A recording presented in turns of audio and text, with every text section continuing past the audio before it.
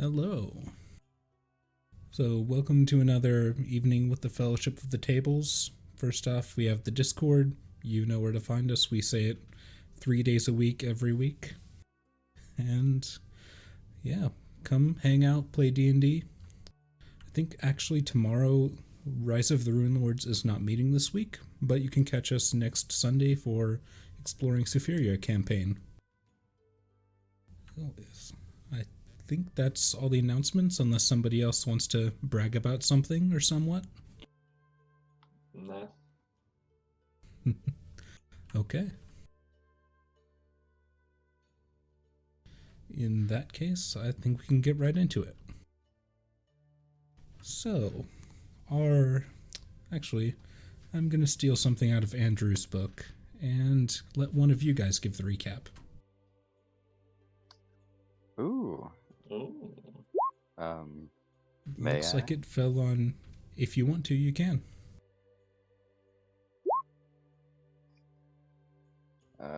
Okay.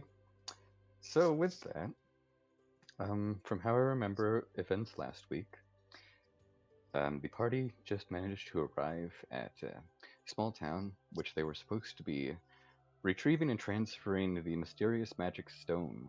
But as they arrived inside the town, and I believe they talked to the chieftain, whose name I don't remember, it's on my character sheet,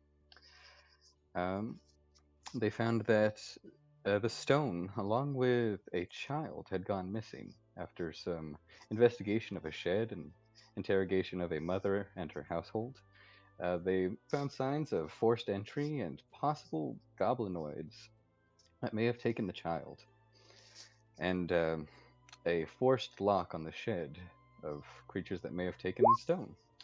Following the tracks and with some handy sniff work from a resident Knoll Gingersnap, we were able to find the East River and promptly chuck our resident halfling across it, which in turn was able to get the rest of us across too, through some wacky athletic antics of ropes over a almost certain death ravine.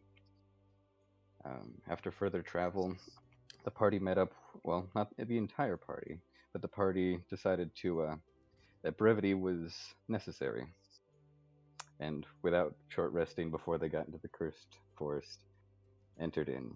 There we met, I believe it was Sharp Arrow, or at least Gingersnap did, and she warned Gingersnap of that it was a cursed forest. The party came across several deadly traps in the cursed forest that they managed to avoid, and came across a camp of slain goblinoids. After debating on whether or not they should take a long rest, as they had been traveling almost 22 hours at that point, the party decided to press on and found themselves at the mouth of a obviously carved cave. Taking one last consensus, they decided to take a short rest, which turned out to be a mistake, as the cursed forest was not to be trifled with, and that is where we currently leave our party. Ooh.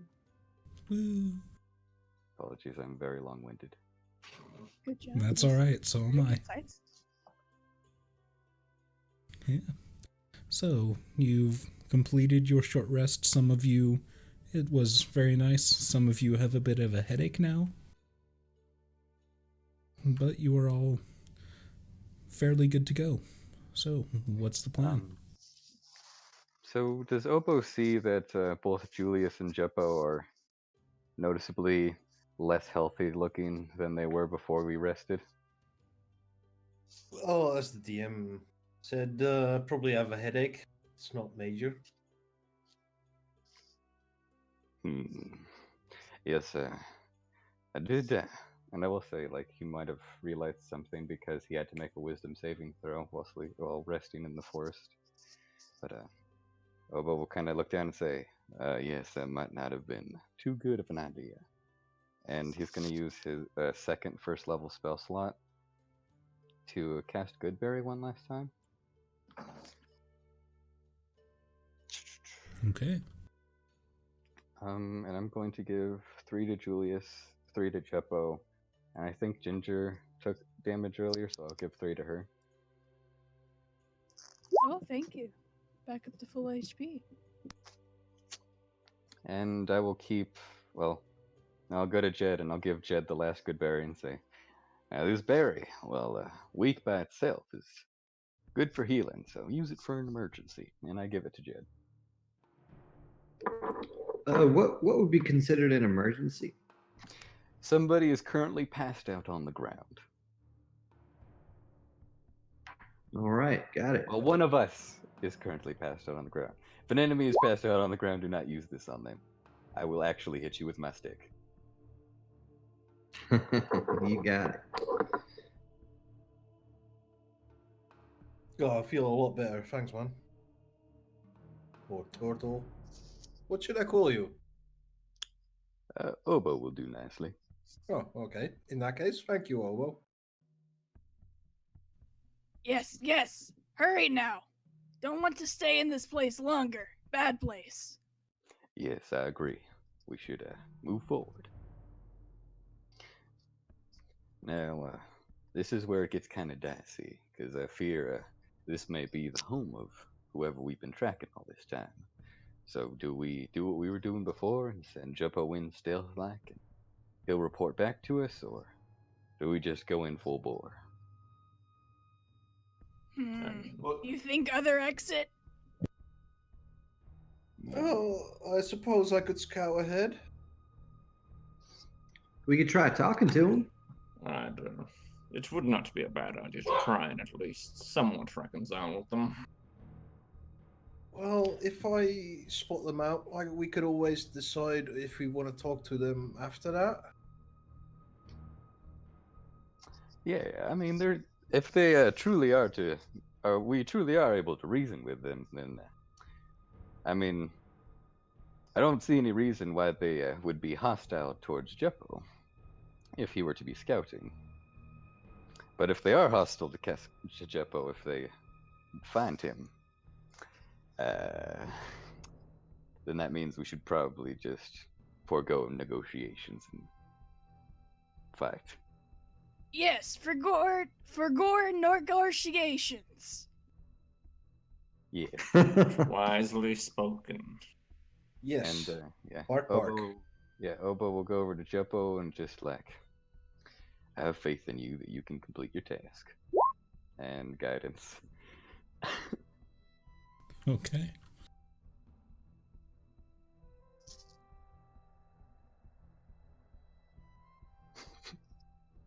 Okay. And I say, of course, I'm the great Joppo, and I start moving in. Okay. Stealthily. Okay. Then go ahead and roll stealth while I move you all. Ooh.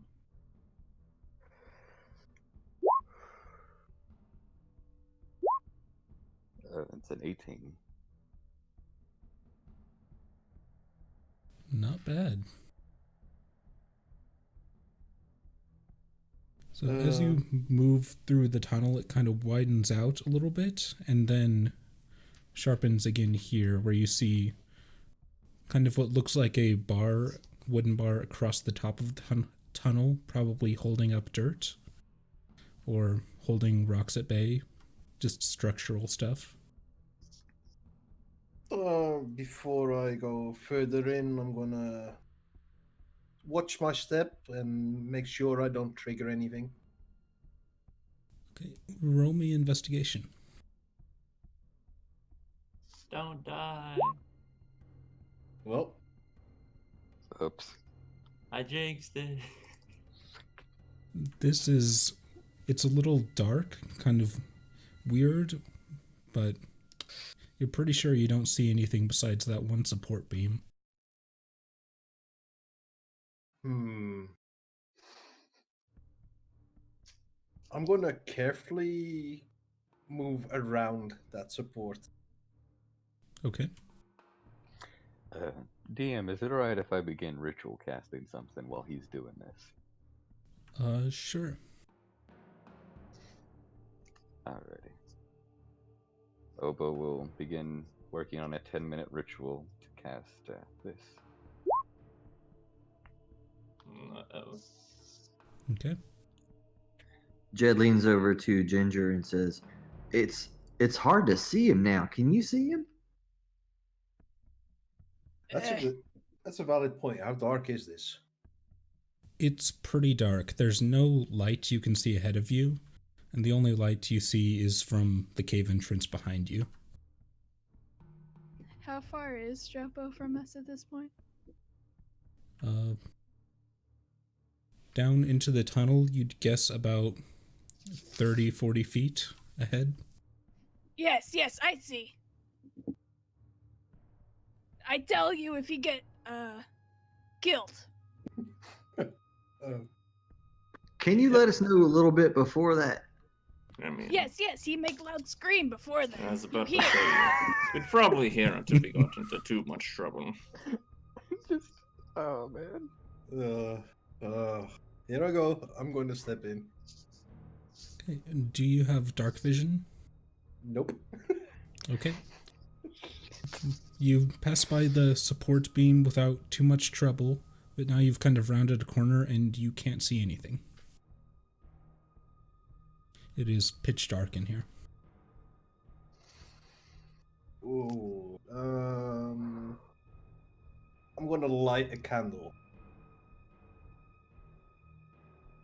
Okay. Let me check on a candle.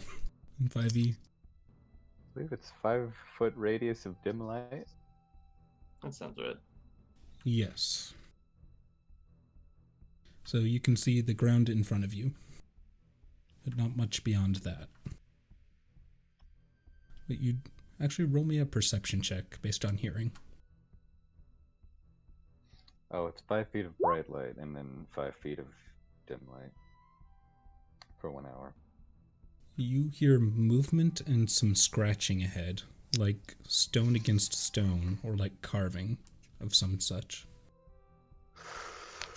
Ooh. It's scaring me a bit, so I'm going to move back to the group and say it's all clear. Okay. Guys, it's all Can I do clear. an You insight? weren't gone for very long. Yeah, Sure. how Can I do an is how insight check? what part of the ritual is Obo in right now? I'd say you might be like a minute in. 1 minute into the ritual.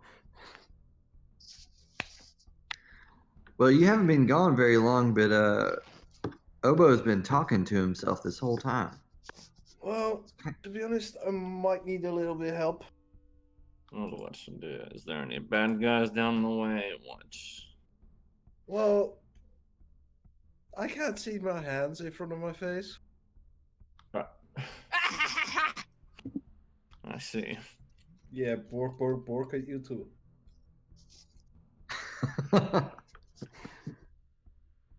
Well, I suppose that if you can't see, you'll have to take a light source, or one of us will have to go ahead of you. Hey, idea. You can't see. And she's gesturing to the people who don't have dark vision. And you can't see, so we bring them out. I mean, that is a distinct possibility, yes. Do you have any plans for making them come out of there, or what? Does Obo still have the light spell on his stick? No, you took a short rest since that was on. That's right. And plus, we're sneaky time, so I probably turned it off. Jed says, "Oh, so you're talking about like we set up like a pig chute and shuffle them through there and take them out as they come out?"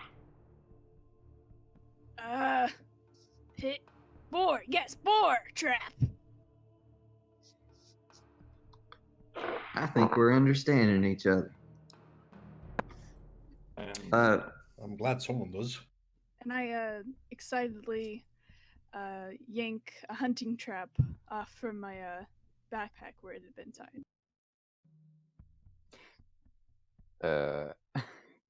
Okay. Obo is now just gonna stop ritual casting the spell. and he's going to add a few pieces of equipment to the pot if I can find them. Obo says, well, I have this bag of 20 caltrops and this other bag of 1,000 ball bearings. These could also possibly be useful. I also have a hunting trap of my own. What's the ground made of around here? This is mostly packed dirt. Kind of like in the tunnel, it's very packed dirt, a few stones, and outside it is sparse grass, basically. Gotcha. So, do we have any plans for how to draw them out, or what? Are we just going to make a loud noise and hope they come to investigate? Yes. I can make a pig call. Would Julius have to roll a stealth check if he were to stand in like the side of the cave over here and like peer in with his dark vision? If he wants to be stealthy. Just walk over. Hey guys, is anyone in there? That'll get him out. I can do a pig call if you want me to. Yes. Trap first, though. You got it.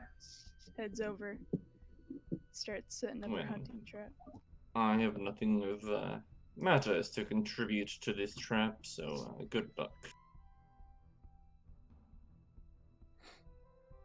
Alrighty. So, where are we placing these hunting traps? Because each one of them can be put in a 5-foot square. I'll put mine where Jeppo is currently standing. Yeah, probably get out of there, Jeppo. Alright. Then Obo will put his right there. And then he also has his bag of 20 caltrops, which 20 caltrops I read up can cover another 5-foot square, so I'll put the other one over here. And then I have the bag of ball bearings, which cover a 10 by 10 square, which that can be in the square, all these squares, these 4. Could you use the paintbrush and draw a square where you want that? I can. Allow me. So, Yeah. If you're putting those down. ball bearings,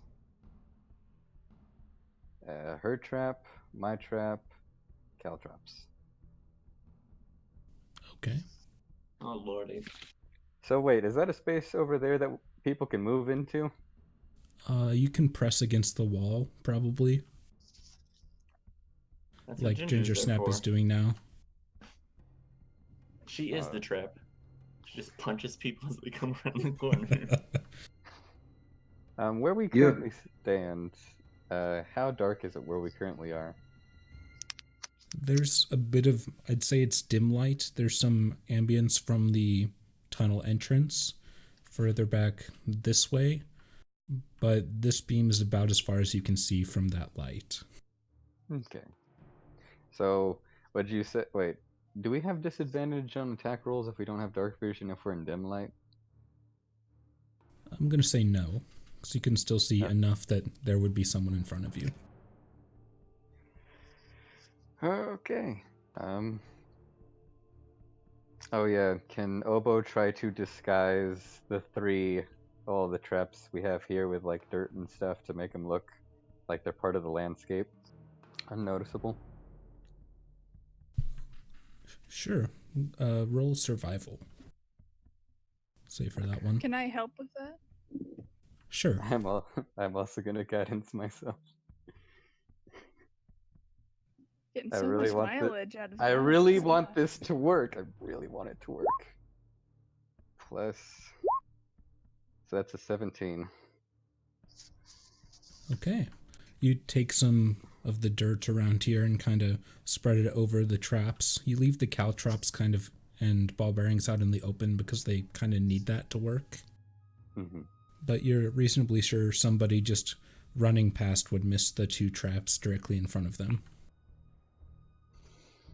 Alrighty then. I don't know if anybody has anything like beams or fire or something they could shoot down the hall, but I don't know any other way to attract them. I mean, I have some spells that could I probably do. catch their attention. I've got a bell. Leave it to me. So I'm gonna do a couple things before I start just yelling and hooting and hollering. I'm gonna go and grab like a long stick. Will I be able to find something like that about 5 feet in length? I'd say yeah. It has a few smaller branches off the side of it, but you can easily snap that off to just have one long crooked stick. No, that's perfect. I'm gonna take it. I'm gonna take the stick and I'm gonna put it in the ground as best I can where I'm standing, Okay. and I'm gonna take my jacket and I'm gonna put it over that stick to where it kind of looks like a person in a way.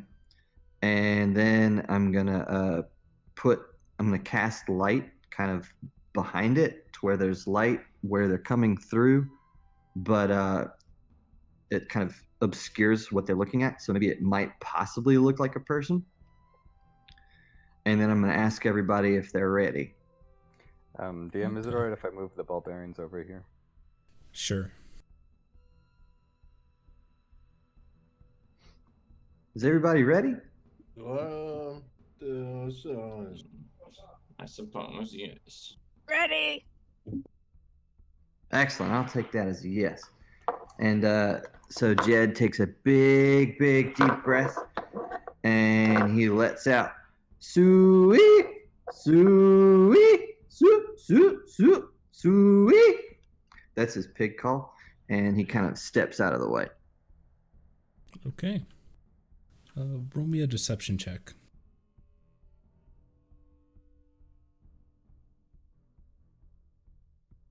See how pig-like your call is.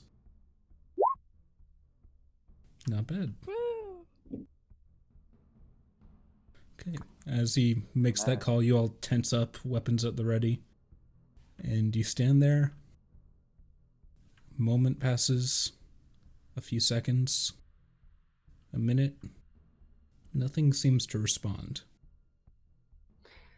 Alrighty. Can anybody fire anything down the hallway? I've got a bell. Technically, no. Ooh. What if? Make another light pole, throw that down. Sure thing. Or if you want me to ring the bell with my magic hand, I can do that as well.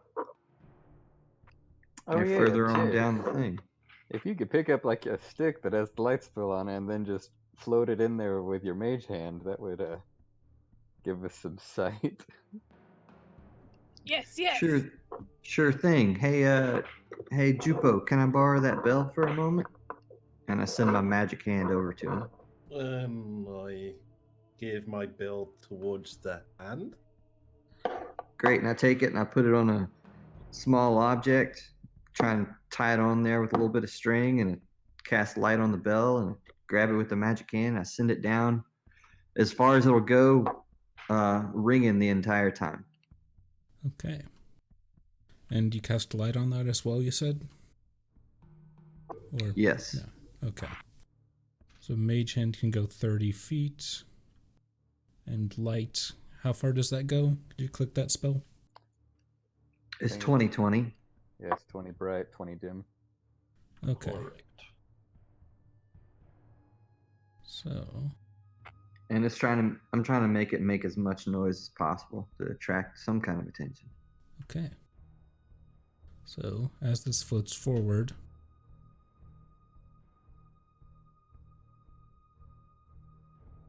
you see some goblins on the ground scratching with what looks like daggers in what looks like some stone columns. And as this floats out towards them, you see them all at the same time turn and look straight up at it. One of them pulls out a dagger and throws it at the thing that this I'm shiny trying bell. to make it move. Okay, then I'll make it roll for an attack.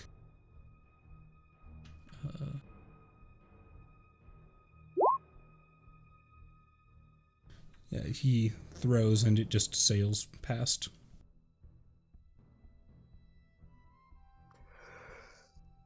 Another one also seeing the first dagger missed, is going to throw his. And he knocks it out of the air as it was floating there, and it clangs to the ground out of your mage hand. Okay. If the other one's not going to take a turn, I'm going to pick it back up and bring it back towards me. And I'm going to turn the light off about 40 feet away from myself Okay. while still While you're ringing the doing that, bell. Roll me a perception check.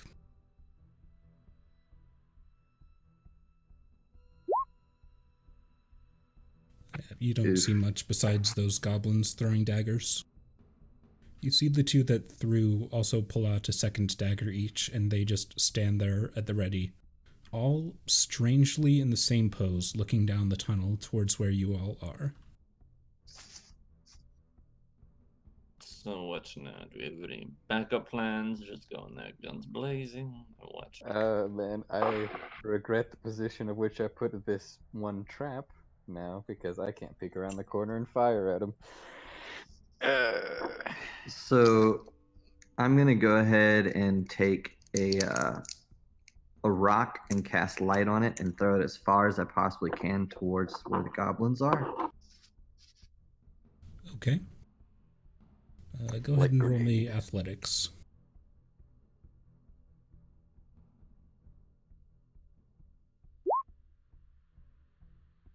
Not bad.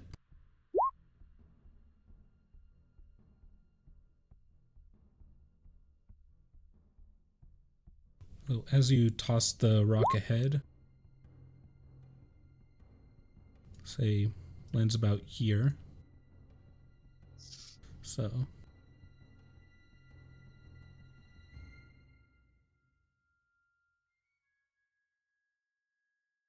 you see now lit up behind the goblins, it looks like a small child lying on the ground in front of this tall, you'd guess maybe 12-foot tall black obelisk that's sitting in the ground. And you can see two spires here in similar style standing there high above the ground. Just poles, basically. Is it alright if Oboe takes a turn? Yeah, I was about to turn to my compatriots and say, what do you guys think of this? Alrighty. Since Oboe can't peer inside DM, is it alright if I either move or disable the trap in front of me? I'd say, yeah, you said it, you can disable it. There. Alrighty, I'm gonna disable the trap and then put it back in my pocket. Yeah, Ginger Snap will peer in and then not kind of not like what she's seeing. Yeah, Curse bad! We should kill it! Oboe kind of peeks around. I don't see anything else other than the goblins and the child. Yeah, beyond that point, it gets too dark to see reliably. Okay. So Oboe kind of And looks they at don't it. seem to notice you specifically. They're just looking at the doorway. Alrighty. Oboe will kind of clap his hands together around his staff and he's going to use Symbiotic Entity.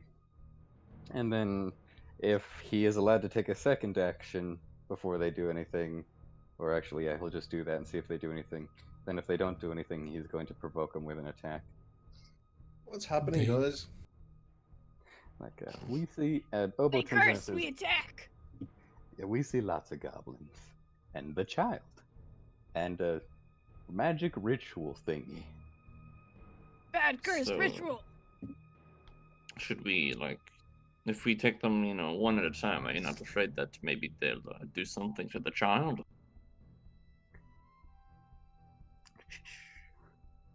Oboe prepares a chill touch. Is that a no? I don't know if they'll do anything to the child, but I don't want to give them the opportunity to. I mean, Is this the child or representative child? Yes, that badly drawn human shape on the ground is the child. It seems to be just lying there. You're not sure if he's dead or unconscious. But he's not moving on the ground.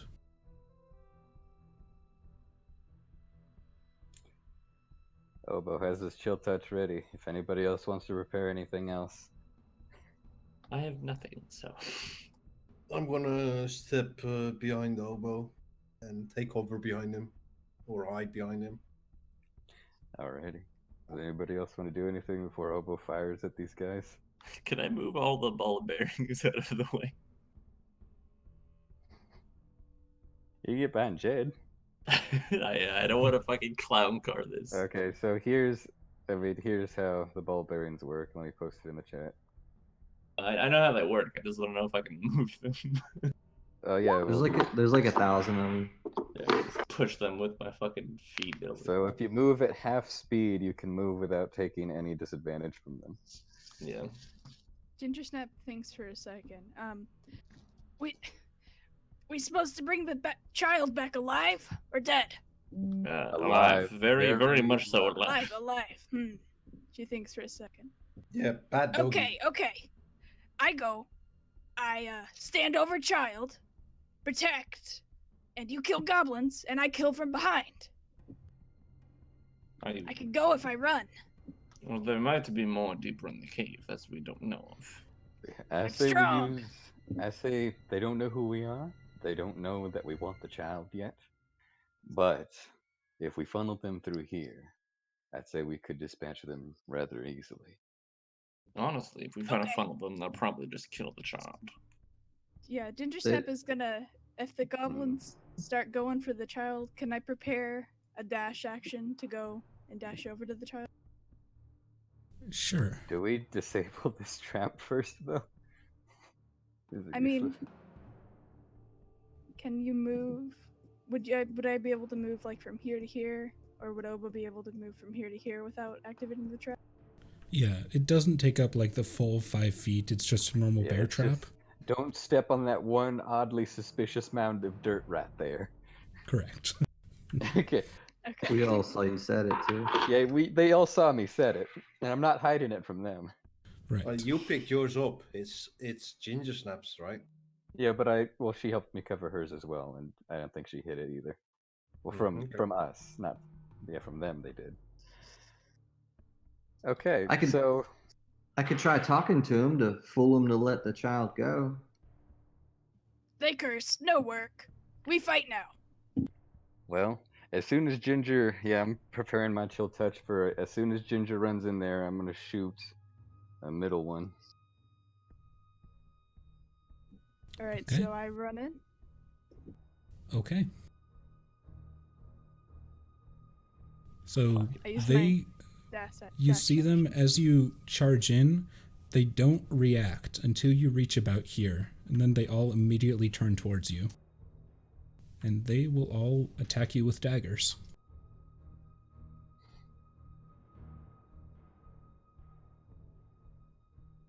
Let's see.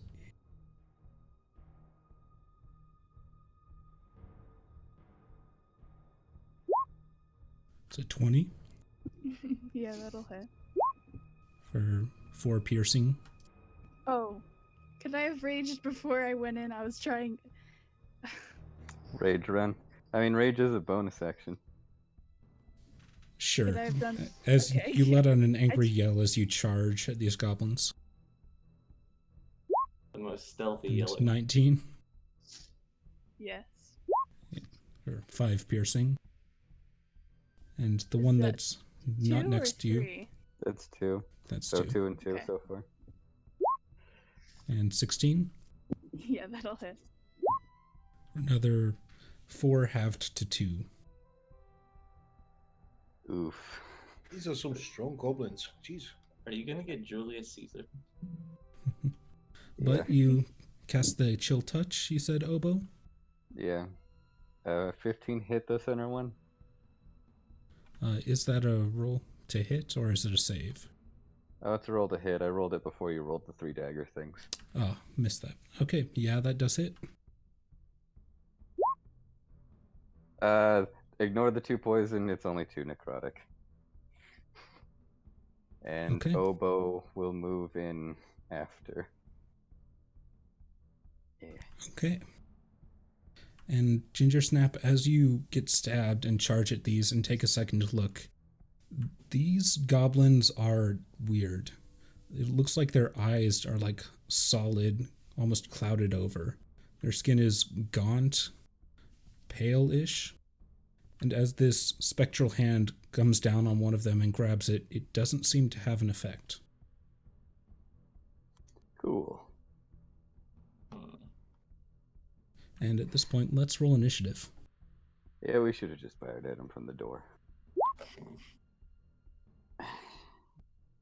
Come on, Oboe. Again with the 14. What the? It's your lucky number.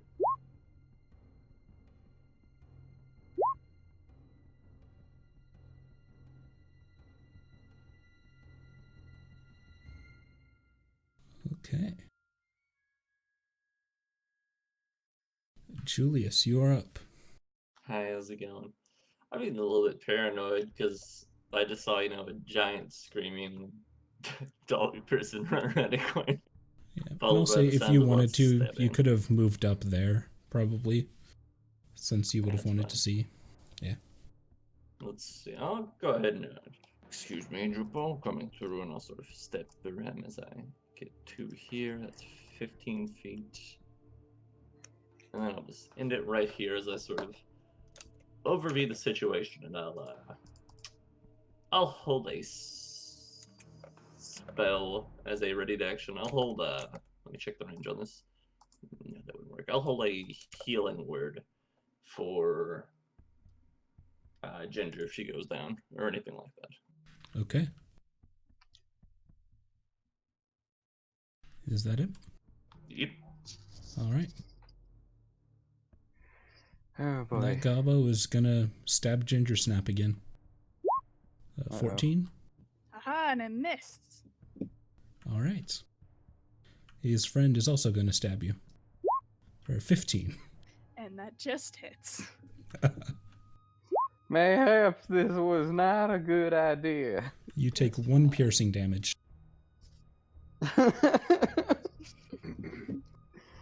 What does that amount to for Ginger? Just like a small paper cut with a knife. It's like it stabs through like a really thick part of her fur and just like pricks her. It's like going to Anyway. the doctor and getting a flu shot. I'm sorry. Yeah. Jed, you're up.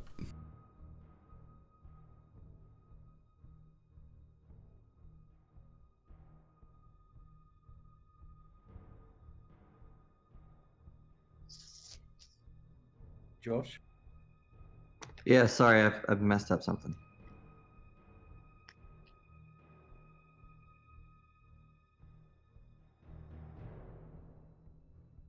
There we go. That's what I was trying to do. So he moves Fancy. over there, and he's gonna cast sleep in such a way that it hopefully only catches those two. I'm guessing I won't be able to avoid catching the child as well. Does it affect the child if the child's already unconscious? I'm hoping not. I'm also hoping the kid doesn't have like 50 hit points. I'm also hoping the kid isn't already dead. I was more worried about the kid being dead. Actually.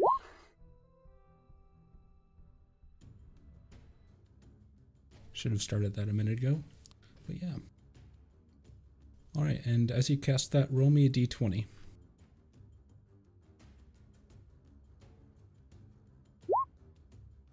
Alright. So you let go the sleep spell that you used once before. And as it descends on these two goblins, the one that's attacking Ginger Snap just keeps attacking. The other one turns its blank eyes towards you. And they don't seem to fall unconscious as you expected. Oh shit, oh shit, oh shit. The words of a wise man, truly. Truly a poet of our time. Cool. This is cool. I like this. All right, that's my turn. All right. I'm gonna say, they didn't fall asleep. They didn't fall. What the hell? They didn't fall asleep. Okay, Ginger Snap, you're up. Gingersnap is happy to finally get some, a chance to attack, so she's gonna swing at this goblin with a great axe. That hits. You cleave down into this goblin, and with a massive spray of blood, it falls apart. Which one were you attacking, by the way? This one That right one? here. All right. All right, then I'll use my bonus action to rampage and bite attack this one. Okay. That hits. NT also dies. Gingersnap is having Another a lot of spray of time. blood. Can Obo make a perception check as to what, or probably, actually, it's probably investigation. Can I make an investigation check onto what's happening here? Because these are fragile even by what Obo knows as goblin standards. Okay. Actually, yes. Go ahead and roll that. It's probably Actually, won't be good. Arcana, rather. Arcana? That's the same thing. You are not sure exactly why they're acting that way, but what you do notice that Gingersnap doesn't notice as she sprayed all this blood is as some of it hit this central obelisk in the middle, it started to glow. Oh shit. It started to what? Glow. And kind I of don't gave off suppose- light. I don't suppose Obo has time to scream anything. Its runes are starting to light up kind of all around the obelisk, and you begin to see a slight glow come from those corner pyres as well. I'll say, yeah, you can yell out something if you like. This is going to be... That is going to be a risk, but let's say, don't kill the third goblin! And I'm going to scream that at the top of my lungs. Well, it's the end of my turn, so you've lucked out. But I am going to use my movement to head up a little northwards. Okay. Juppo, you're up. Wait, what's this about killing? I said, I don't come in. kill! Don't kill! Do not!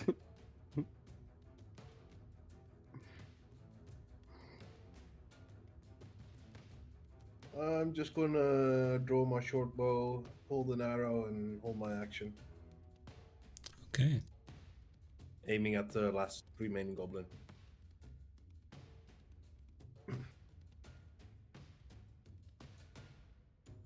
Okay. Obo, you're up.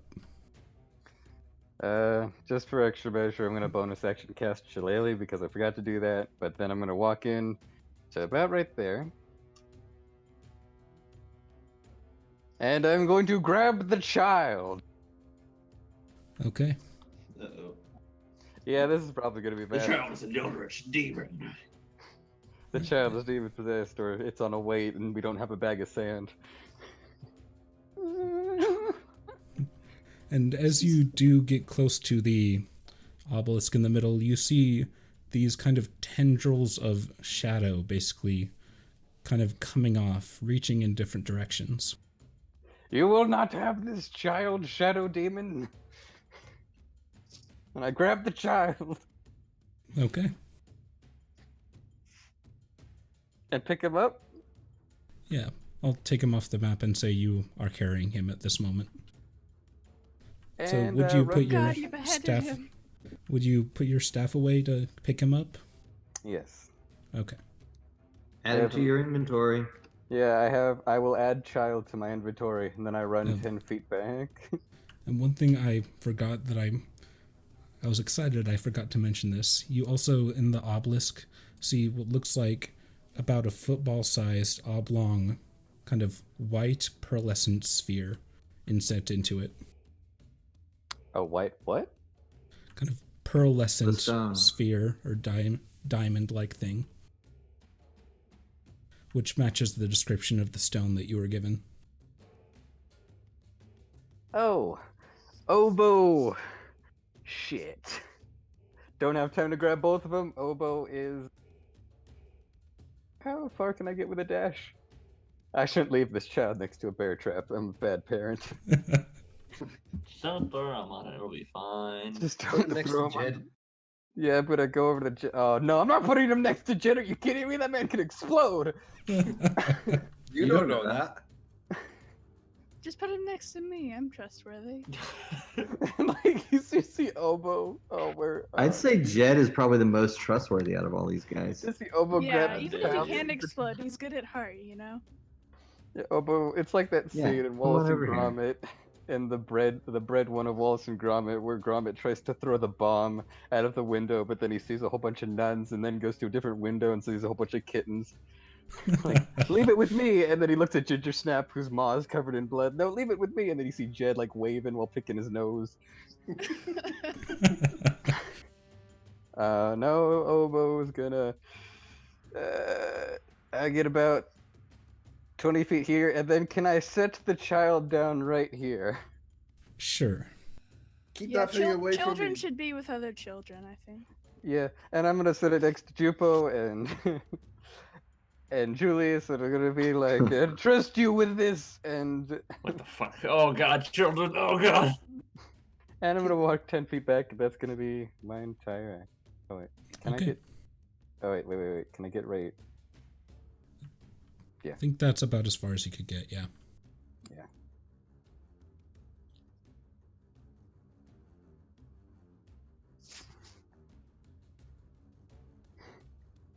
Alrighty, and that ends Oboe's turn. Okay. It's the pie goblin. This goblin is going to stab Ginger Snap again. With the 20. They're rolling well. And that's another 2 piercing damage. This only enrages Ginger Snap further. Okay. So, at the top of the round, you see these dark tendrils as the runes around the room continue to light up brighter. They reach out and they find the bodies of the 2 dead goblins. You watch the energy kind of wrap around that one closest as it moves past Ginger Snap, and the body seems to melt almost and shrink until it's nothing. While the other one seems to grow and swirl around the body as it grows larger, seemingly sinking from the other one's strength or mass. And after a few short moments, you see it rise up, surrounded by a kind of smoke, with what looks like a white glowing orb right where its head should be.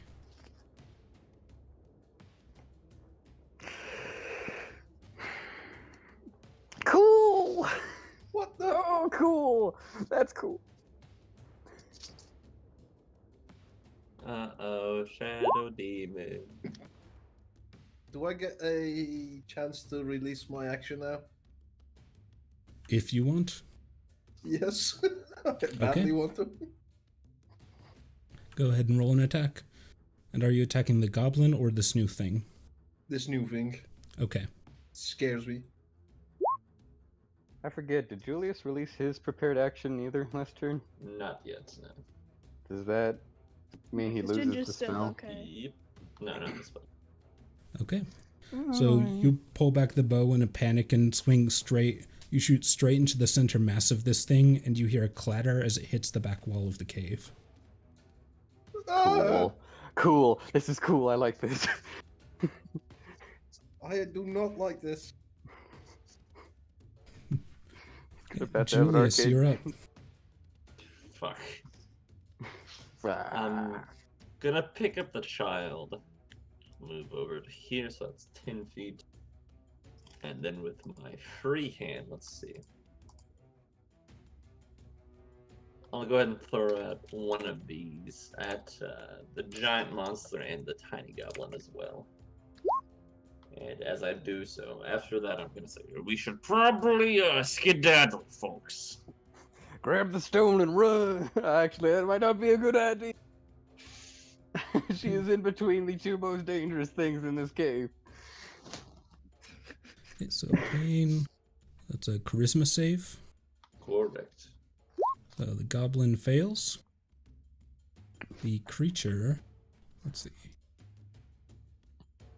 And I have no earthly idea what this creature is. Nope. Succeeds. Shit. +7. Uh-oh, yeah, we should skedaddle. I And stand as for you this. do cast that and look at it, you see. Well, actually, roll me Arcana check, since you might have some magic training. Some very rough ones, but ones Yeah. nonetheless. Hey. Okay. As you trace the magic that you cast on it, you see what looks like a tether from this creature to the central pillar, and then a small one to each of the other pillars around it. Okay, I'm gonna sort of like look towards it, then Ginger. Ginger, start fucking with the crystals and the pillars. And that's Fuck my 'em up. turn. Okay. Jed, you are up. Jed points at the thing, and not firebolt, frost, ray of frost goes off. That hits. And Okay. he looks at his finger and he's like, "What the hell is that thing?" All right.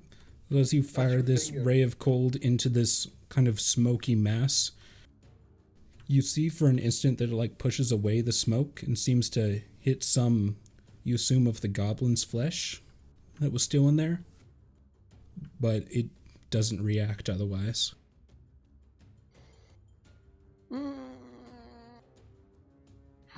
Okay.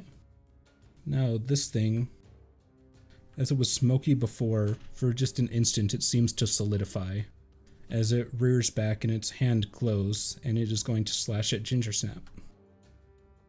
What? Oh, No. Come on, she sacrificed those goblins too, you ass.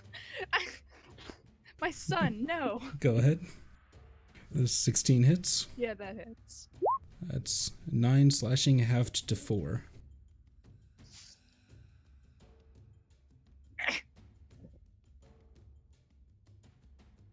And actually, he'll step over to Oboe, Do I get an attack of opportunity?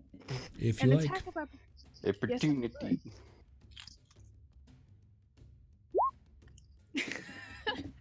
You Come swing, on, and it just passes grab right the through stone and this run. smoke that you see around it.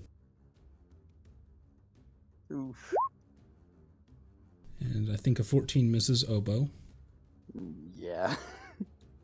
All right. Gingersnap, it is your turn. Grab the thing and run. So I do see the orb within this, right? Yep, it is kind of inset into the stone a little bit.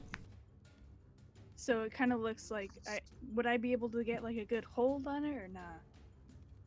Probably. It's about eye level with you right now, up in the obelisk. You know what? Out of character, I know this is probably a bad idea. But in character, let's get this stone. Yeah, she's gonna try to get this stone. I guess just Okay. reach in there and grab it. Roll me a con save. Oh god. She's our best at it. Okay. You take 1 necrotic damage as a kind of energy surges from around this thing. But you manage to get a grip and you pull and it is stuck. Ah, it's stuck! So I'm assuming that's my action. So for my movement, after I fail to get this thing, I'm gonna kind of go around this goblin and head for a pillar. Okay. And that'll be my turn. Oh, I forgot to use my reaction. Damn. Whatever. Okay. Jeppo, you're up. You said it solidified slightly, this beast? Creature? It solidified in the moment it seemed to attack, and then it was smoke whenever it moved.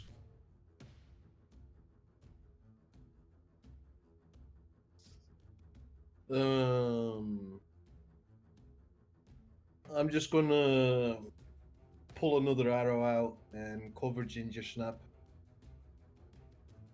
Okay. Arrows, how dare you? Anything else? No, I'm just gonna hold my ground. All right, Obo, you're up. Cool. Okay.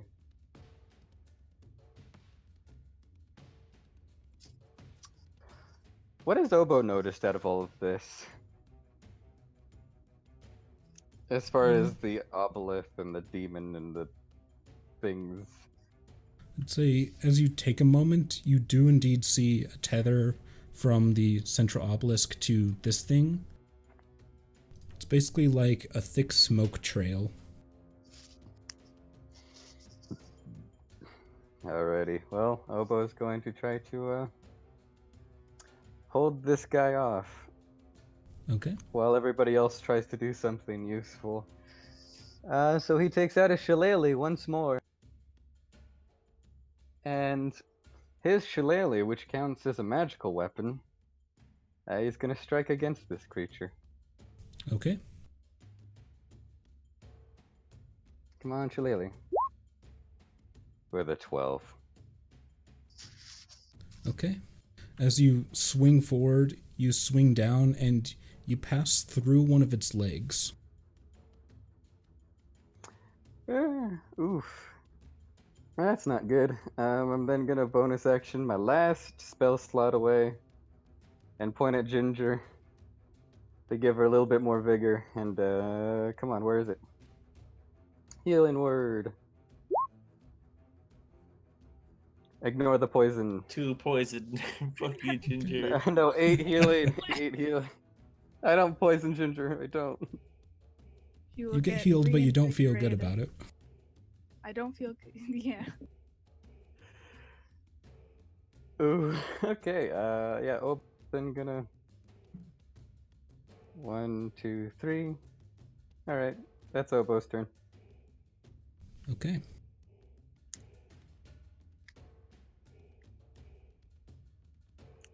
This goblin, turning away from Ginger Snap with its wide blank eyes, takes a step over here. And it's the first time you've seen one of these 3 goblins walk. It's weird. It's like a marionette on strings as it walks forward. And yes, you can get an attack if you want. Also, it Yeah. needs to make me a con save. Wait, no, I'll wait for the attack first and then con save. That hits. It's not a good idea, but she's not passing this up. You cleave through this goblin. Okay. And Don't worry, I'll once eat again, it first. a tether reaches out over this body at the end of the round, and the shadows around this creature seem to get darker. Damn it. It's either very good or very bad, and I know very much. At least we only got one now. Julius, you're up. Oh god. I'm gonna set the child down, like, let's see, right here up against the wall, as I sort of look over my shoulder. And Jeb, make sure the child doesn't get hurt. And with that, I draw my rapier and run off down to here and then here, as I try and stab this little pillar right here. Okay, you're just gonna try to stab through a stone pillar? Fuck it. I mean, it's the best I got right Okay, now. go ahead and roll an attack. Ooh, yeah, that won't do it. You stab forward and you like hit the pillar kind of off. You chip the stone a little bit.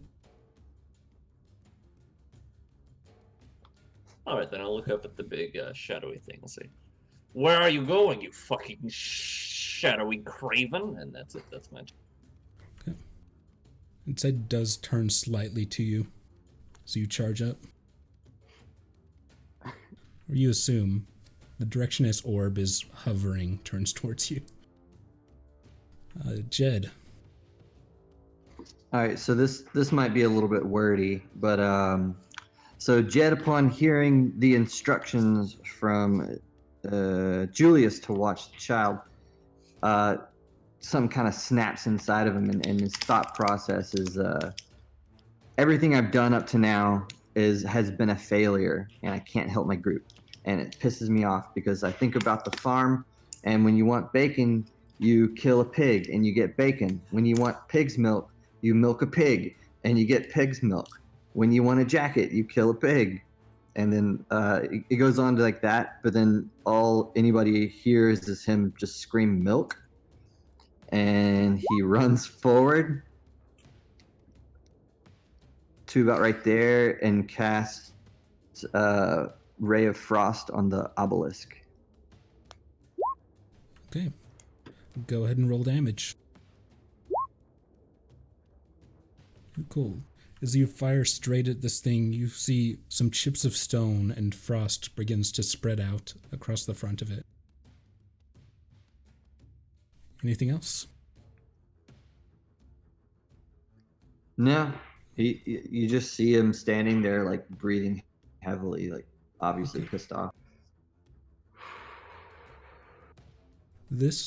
All right.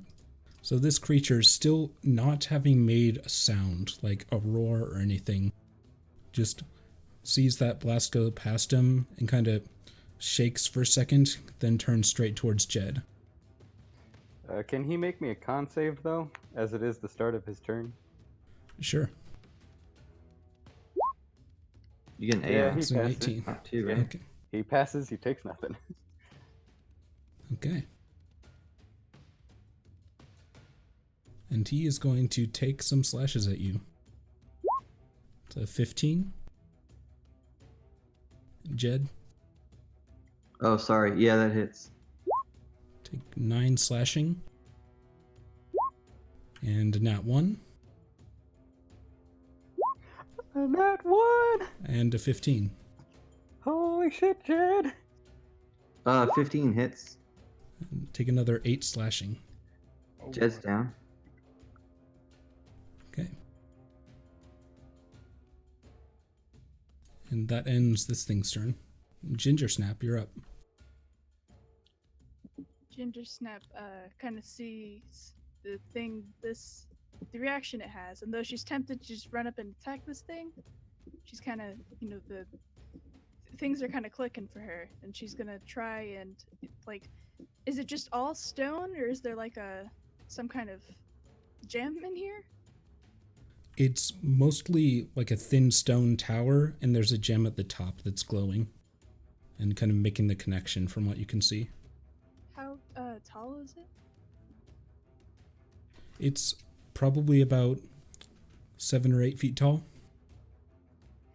Okay, so if I like swung like from behind, could I hit it? You can certainly try. Okay, I will try to attack the gem on this thing. Okay. Oh God! Welcome to the club, Ginger. Shit, guys. I'll say Jed's you have a dying advantage here. because it is not moving. Can't dodge. Well, she So- did roll with advantage. Yeah, go ahead and roll damage there.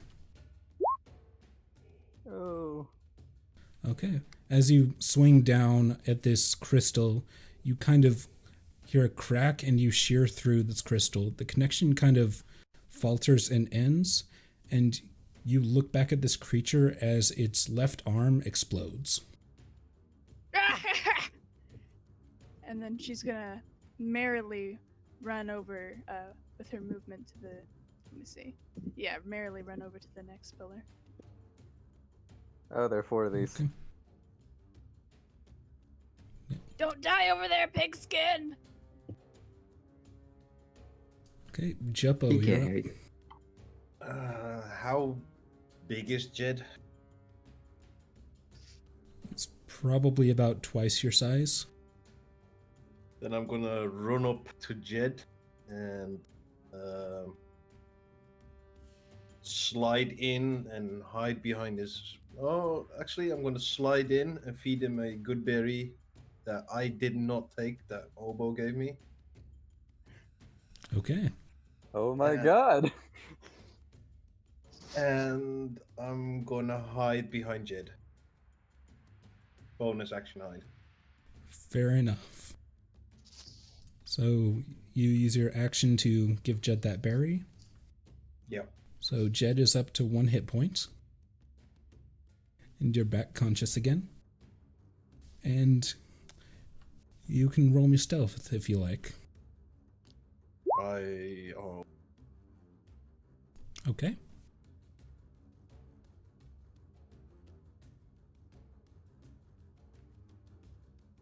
And anything else? 1 second. Never mind. This doesn't give me advantage, does it? No. It gives No, you the why not? ability to roll for that.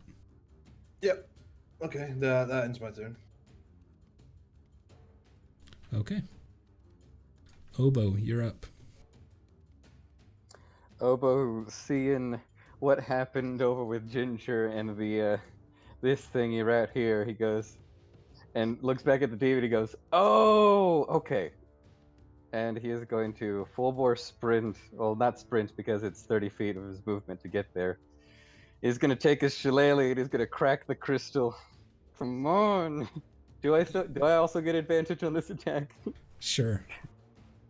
It's a rock. It's a rock and it's motionless. Come on. 25. That hits, roll damage. It's 12 bludgeoning, and I don't think it matters, but 5 poison.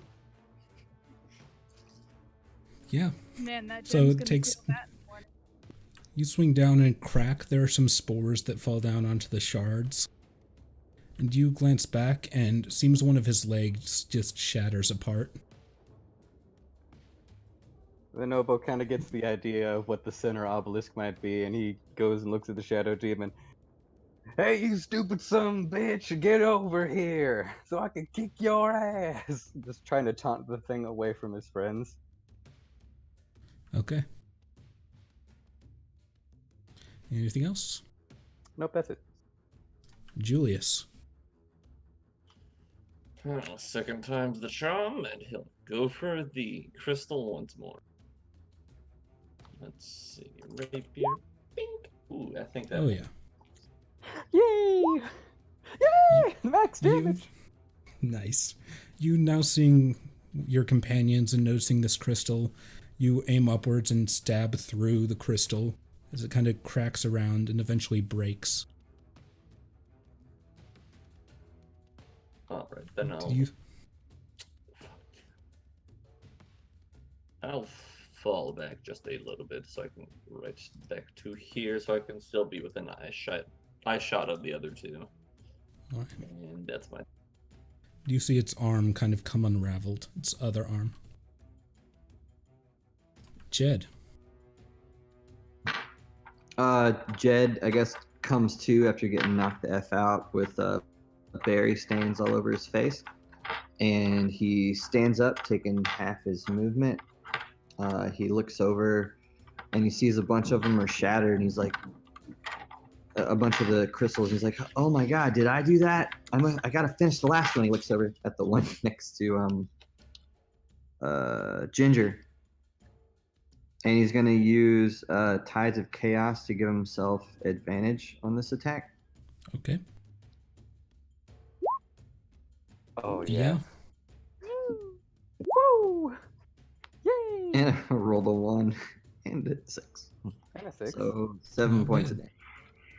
You fire at this thing, and just this surge of cold fires straight into it, and you see it kind of freeze over and then shatter as it becomes brittle. And his other leg seems to disappear, and it actually seems like he's now just floating there, He's now what? Oh, great. just floating in the air. I was hoping you would say, "'Tis but a flesh wound." You get used to it. Anything else?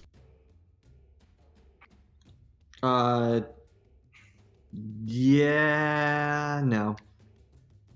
Okay. He's gonna knock me down anyways. As all of these pillars are now destroyed, you see the orb move towards the main obelisk, you see kind of a surge from the runes. So it looks like this creature now regrows limbs, but they all look solid now, compared to the kind of smoky mess they were before. And he's going to try to attack you once again, Jed. Oh, come on. I'm just gonna lay down. No, don't lay down. He gets advantage. Oh yeah, never mind. Oh, Jed. It's a 9 Yay! 9 does not hit. Nice. and 19. That doesn't. Yeah, he's down. Okay. And then he'll run down to one of the others who destroyed his precious pillars. Yeah, roll that eat one. shit, you old man. Okay. Ginger Snap, you're up. Okay.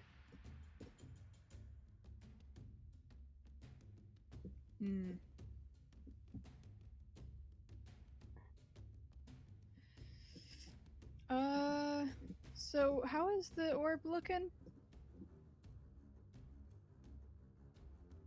The central pillar, Yeah. it has a spot of frost on the front, but beyond that it is glowing brightly with several runes across its surface.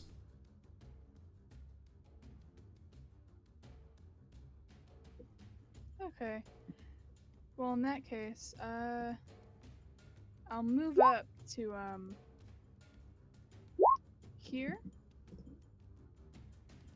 Okay. and then I'll toss one of my javelins at one of these guys' limbs. Okay, go ahead. Yay! Yeah. Go ahead and roll damage.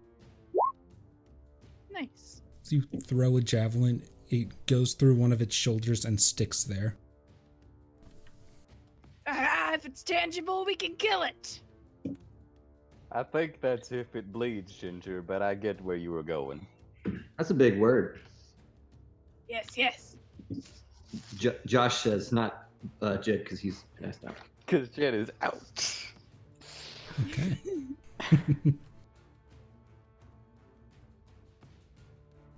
Juppo, you're up. Well, seeing Jed go down in front of me again, since I have no healing things or whatever, I'm gonna snoop through his pockets to see if he has anything to stabilize him. You would find a good berry. And I pick that up and jam it in his mouth again. Okay. That all points. This is a game of whack-a-mole right now with Jed. I'm the tank. Oh, I Jed is the actually tank forgot we something. did all along. Uh-oh. Jed, roll me a D100. Because you used Tides of Chaos. He explodes. 81. Oh no. I hope 81's not the explode number. Not like this. Nope. You feel pretty good. Like before there was this kind of miasma around this place, and it was kind of hard to breathe, just gross smells and everything, but you feel healthy. You're still injured, but you feel not like you're going to get sick at all anymore. For a while, at least. And I feel what? how does he feel? Like you're It's not going to killing get sick. me. Sorry, didn't realize it cut out. Yeah. So you no- said I feel like I'm not gonna get sick?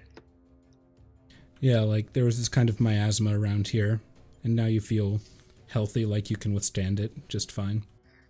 Wait, where'd the other guy go? Nice. We're still missing someone. One. We're still missing Julius. Yeah, one. Yeah, his Discord is weird, he said. Oh, okay. Anything Damn. else, Jeppo? Yes, I'm gonna stand up and move at half my pace to here. Okay. Obo, you're up. Can I ask how fragile this obelisk looks? Like, does it look like it's made of glass? Does it look like it's made of like marble? You haven't really worked with stone that much, especially in your village, but it is solid black, a little bit shiny, and looks very solid. Perfect opportunity to roll stonecraft. Yeah, I don't have masonry tools. So the damn it, I almost took those. The 2 cold damage it took earlier, did it do anything to the object at all?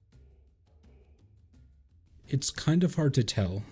It seemed to spread across the surface a bit. Might have like chipped it a little at the front, but that's kind of covered by the frost. Am I in melee range of it right here? I'll say yeah. Alright. Does it also give me advantage if I attack it because if it's just a regular piece of stone? Sure.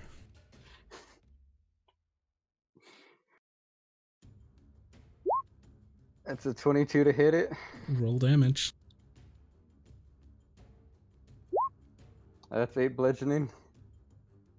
Alright. So you attack it, you hear a sharp crack, and you see like little bits of the stone come flying off.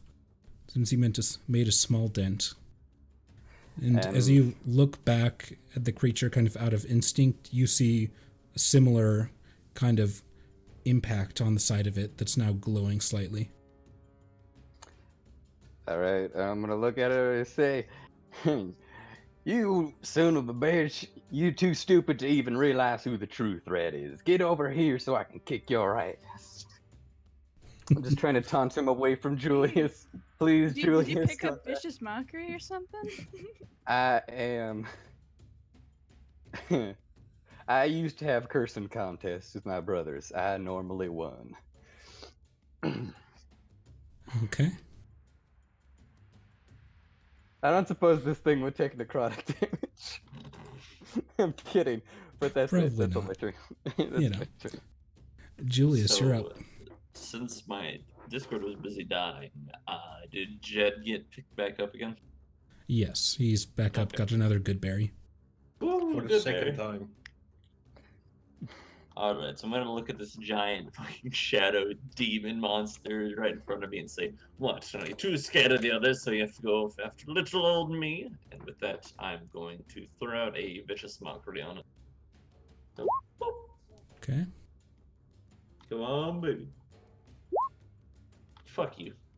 Damn. This monster. I'm gonna kick Oh, this man, monster's he's ass so as I hit him. self-confident. I'm gonna throw out a bardic inspiration to Ginger.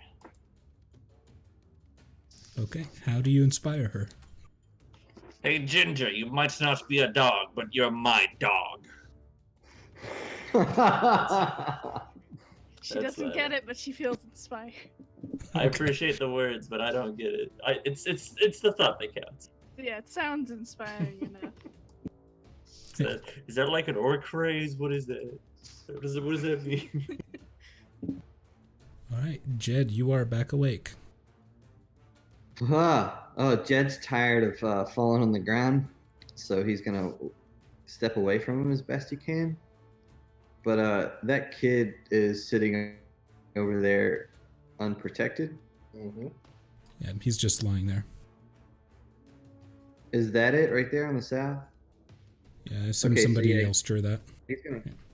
He's gonna walk over and kind of stand in front of the child, like so, and he is going to attack the demon guy. Okay. Actually, no. He's gonna cast a spell. He has one more spell slot. He's gonna cast Fog Cloud around himself. All right, you want to go ahead and draw where that falls?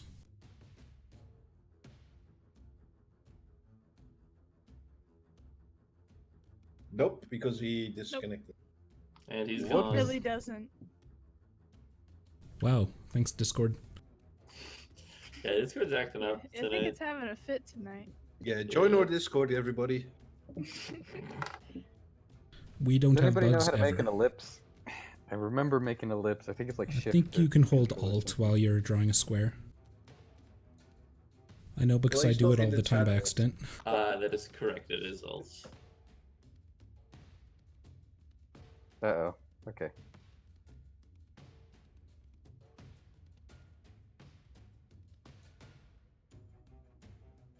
Is that it? Oh, I just spilled the... Oh shit. Hey, he's Oh back. no. I Dude, just keep doing what it. is up with Discord? Yeah, thank you for drawing that. Okay. Sorry. There's so many squares now because of me. That's alright.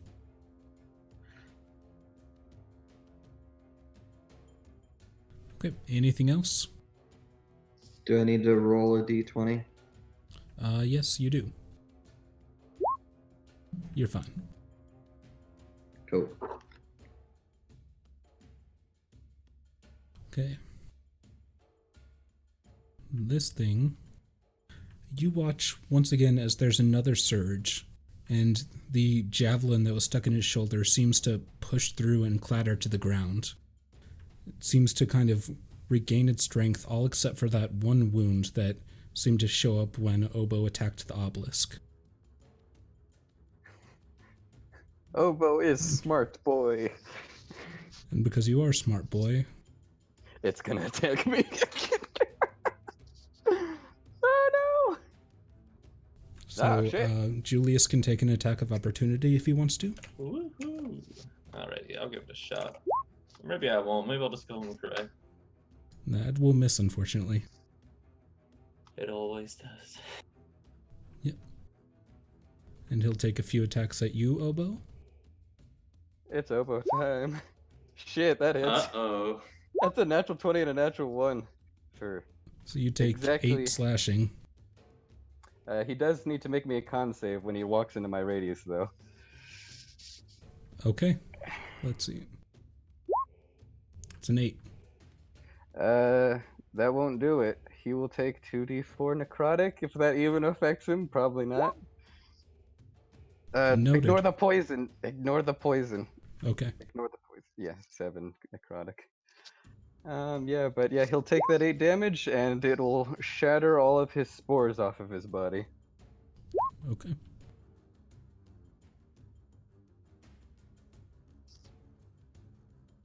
And he'll keep slashing at you. So 20. Yeah, that hits. Another 6 slashing. And a 26. For That another hits. 8 slashing. Alrighty. Obo not doing so good. Does Obo have time to say anything? Sure. Can I just say, ah! Hit the obelisk, I'll distract him. Ow! Go ahead. Ginger Snap, you're up. Well, yeah, obelisk time. She'll go for it. What? Jesus It's Christ. an omen! It's an omen! Twas foretold in the scrolls. Heresy! It's an omen. Yeah, roll damage. Oh my This is god. heresy. So that's 20 slashing. 20 slashing against the obelisk. Jesus. So as you reel back and slam your great axe straight into the side of this thing, it seems to sink a couple of inches actually into the stone as it kind of cracks around the edge of it. And as you pull it back, you sense the movement behind you as this thing kind of reels back as a massive gash appears in its chest, glowing with similar light to the orb that's now its head. Heresy! She's very dead. And that's her turn. Okay. Juppo. Seeing what happens, I'm gonna move over here for my movement. Can I inspect the runes as a bonus action? I'd say that would take your action to really get a good look at them and try to but figure out what they are. They're not familiar. Is You that can roll me first Arcana match? check.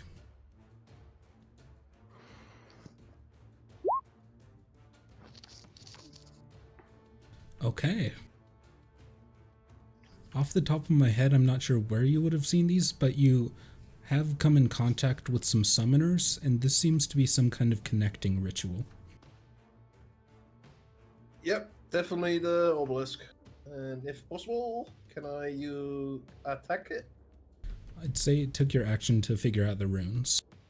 And then I'm gonna use my bonus action to hide. Okay. Oof. Can go ahead and roll stealth.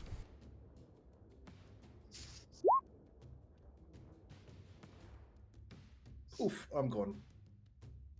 Okay. Very nice. Obo, you're up. Oh, DM. Barely. Yeah, DM. How damaged does this obelisk look? It has a decent crack from your attack and cut pretty deeply by Ginger Snaps. And as you look, you see some of the runes flickering, but it's kind of hard to judge.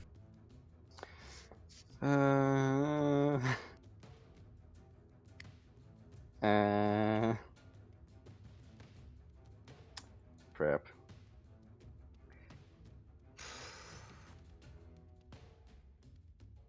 I mean, it probably will attack Ginger next turn because she did way more damage than me. So, no. Should I be safe about this? Fucking, what do I do? No. Okay, I'm just gonna attack with my shillelagh. Okay. Attack the obelisk, not the creature. Noted. With a crit. Then yeah, You fucking people and your Oh crits. God, all these crits are coming. go in. ahead and roll damage. That's another 14 bludgeoning. Okay. Turn You, around. at the same level but the opposite side of the pillar, you swing your staff and kind of crack into the stone. The creature seems to stumble again. Anything else? While Ovo is super bloody, just look back up at the creature in defiance. And that's his Okay. All right. Julius. Quick question: how banged up is Ginger Snap looking? Because I know Obo is pretty fucked up. Ginger isn't too bad. She got that healing word from Ovo a while That's back. true. So let's check something real quick. Uh-oh, hot dog. Oh god. Alright, fuck it. I don't think that would... I'll run up to here. Boop, right beside everyone else, and I'll go ahead and slap Ginger on the back with one of the... Boop. Ooh. Ooh. Haven't seen that Fuck 'em spell up, used Ginger, actually. fuck 'em up. Heroism is so good, man, especially at later levels. Fair. Well, you see that dragon? You see his scary presence? Nah, you don't. Okay, so what's your spellcasting modifier? How many temporary 3. hit points do I get? Okay. Noted.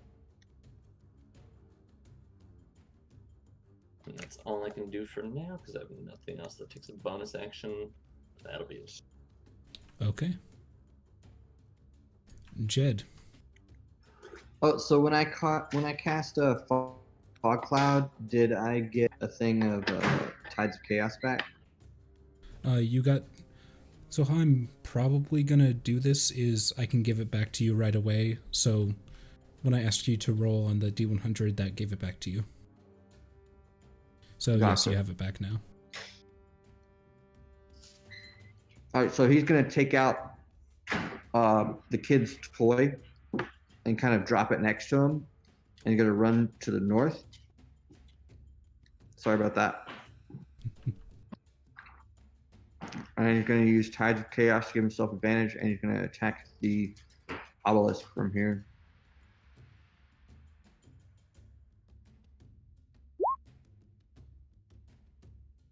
Okay.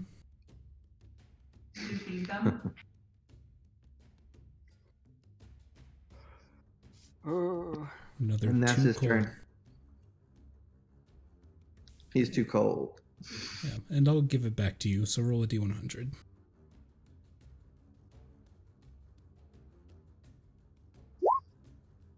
$20. 20.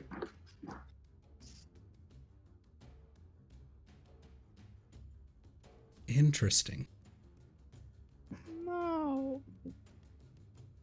Am I asleep? Did I kill that kid? So everyone except for Oboe, your skin feels a little weird, almost leathery. Everyone but Oboe now has vulnerability to slashing damage. Oh, good. We were doing so good with our crit. This will be fine. Wait, what? We what? So slashing damage now deals double damage against everyone except for Oboe because he was out of the range. Oh, Good. Good thing this creature only does slashing damage. I was hidden. Including the obelisk? No, see. Obelisk was out of range, I think. Just barely out of range. Good thing it's this thing's turn next.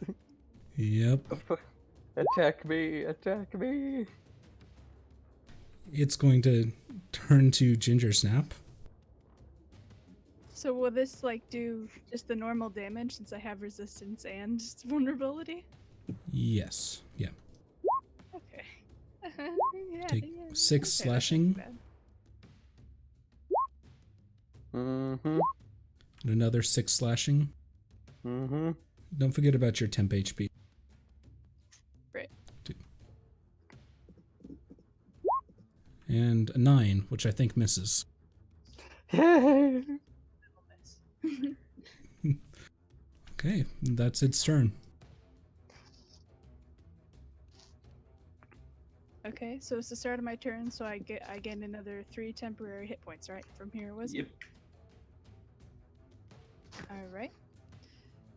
Then I'm going to, kind of realizing that something's wrong.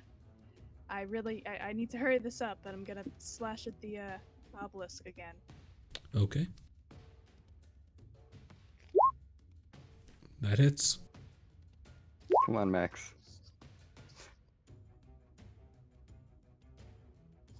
Another 12 slashing. Okay, as you cut into this once again, you've cleaved almost like halfway through the pillar at this point. The whole thing is cracked. Several of the runes are inactive at this point, and others are flickering. That'll be my turn. She's, Okay. she's heaving. She's getting desperate. Yeah, we're timed now. Jeppo, you're up. Well, since everybody got advantage on attacking it, yeah, I will as well. So that engages sneak attack, right? Yeah, Yeah. you can. The rock doesn't see it coming. You know. I just like to think it's Jumpo knows where the weak points in the rock are. What Well, is let's find out.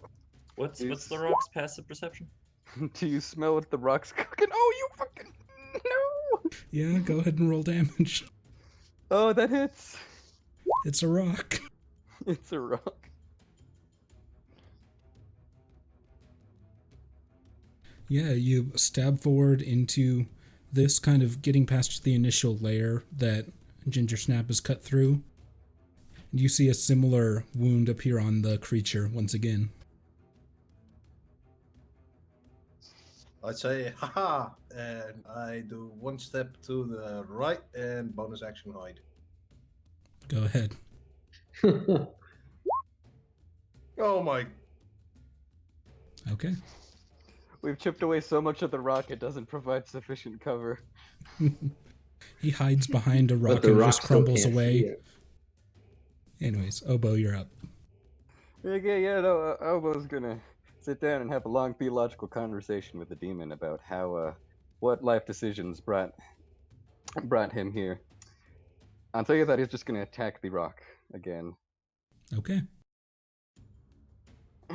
With a 24, Yeah. 7 bludgeoning. It is heavily cracked. Oh boy. Anything else?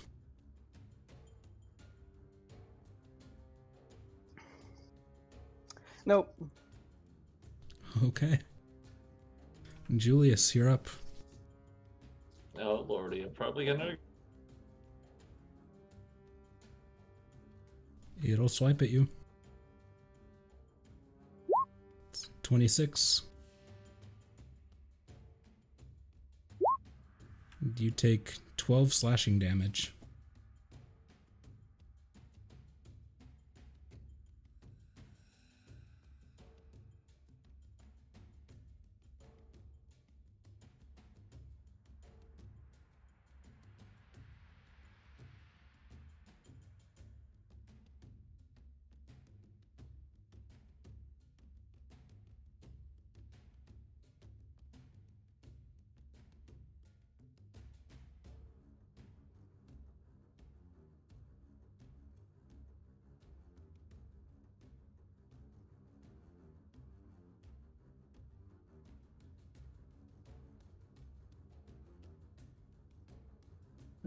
Jed just added years to your life, except he actually subtracted years from your life because now it's given his shadow demon double damage against you. Okay, I think I'm back, but we lost someone else. Yay! Welcome back. We lost Saba. Welcome.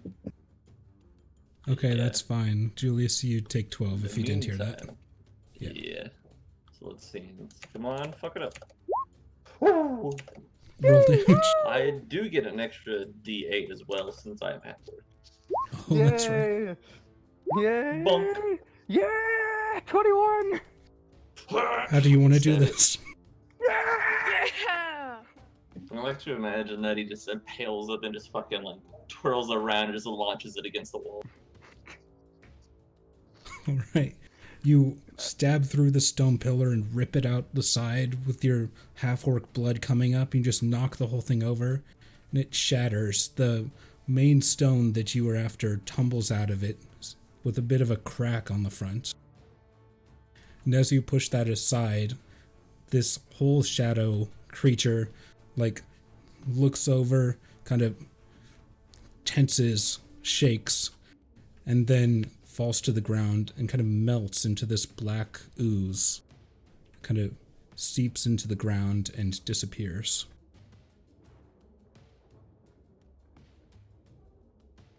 Julius is, just a giant cut across his like back from where the demon slashed him up. So just look around. Is everyone okay? Ginger Snap just has like 2 big slash wounds on the front of her and a bunch of little dagger stab wounds. Probably one of her eyes is shut with pain, and she's, yeah, we did it. Joppo just peers around the obelisk and just goes like, we did it, right? And as you all kind of Sure. take a breath, turn away from the thing, whatever it was, and look back at the obelisk, it is still charging with energy, and now it's starting to flicker. And the other pillars that you thought were destroyed start to flicker as well, and start to flash Cool. faster and faster. No, Do you believe feel we should faint shaking? Get the fuck out of here. We have the Perfect. stone, right? So let's just skedaddle. Someone Yep. grab the kid and let's fucking book it. No, we came here to get stone. Grab it then. Hurry up. Yeah, I'll grab it. All right, so you just charge out the same way you came? That's the plan. Who's taking I'm the gonna lead on that? dismiss. I'm dismissing the fog cloud, and I'm gonna go pick up the kid. Okay. But I'm not taking the lead. Oh, okay, I'll go. All right, roll me a dexterity save, Savo. Or Jeppo. Yes, the bear trap is still right there. You're As well as fine. the- You The with your halfling nimbleness, step on the bear trap and just, you're moving so fast, you pull your leg out of it before it snaps. Nice. I disarm the trap for whoever wants it, and I'm continue going outside. All right. And make another dexterity saving throw for the bearings. No, those were far enough on the side. Okay. And you yeah, were that's reminded right. that you It set wasn't up in the traps. center. Yeah. It wasn't in the center. That's right. Sorry, I moved these. Okay. I'm So trying you to, all... grab this floating stone. Okay, you grab the stone as well, and you all run out the tunnel as ceiling starts to shake, dust falls down. And as you... Oboe will make sure he's last, kind of. Oh no!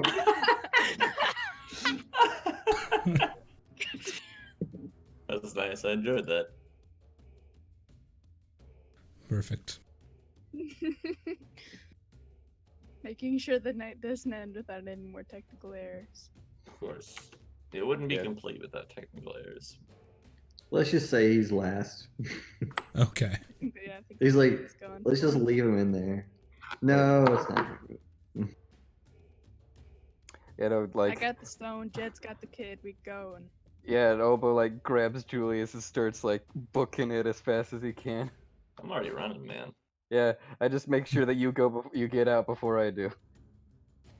Okay, Go. and you all Go for it. run full tilt out of this tunnel onto the surface to some fresher air, and you feel a faint tremor to glance behind you as the ground swells up and then collapses in on itself. Oh, it's a good Yay. thing we made it out of there unscathed. You all's skin looks beautiful. Our skin looks like beef jerky. It's one way or the other. It either looks absolutely great or completely awful. There is no middle ground. And after about a minute, that fades. And also, Jed, you now feel a little bit sick again from the air and atmosphere here, as you seem to have been It's immune to stinky. disease for 1 minute.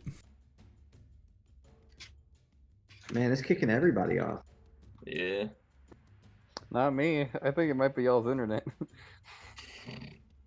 Our collective internet. Yeah, what's up with that? It's Did probably everybody- Discord. Acting fucking honestly.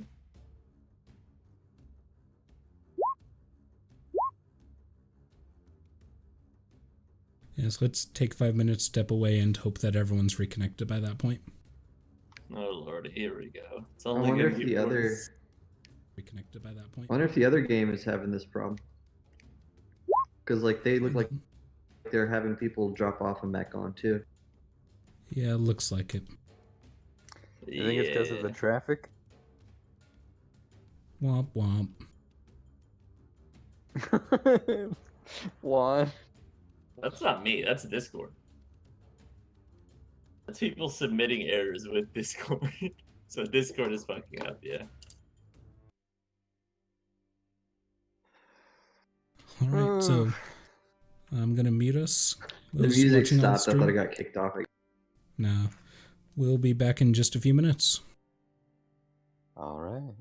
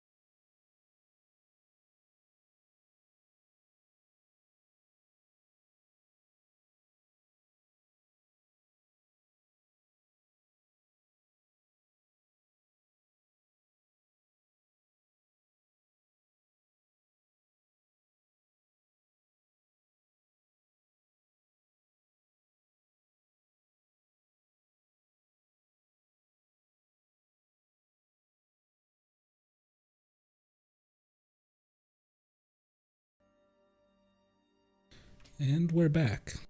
So hopefully Discord will stay up now, instead of throwing a hissy fit.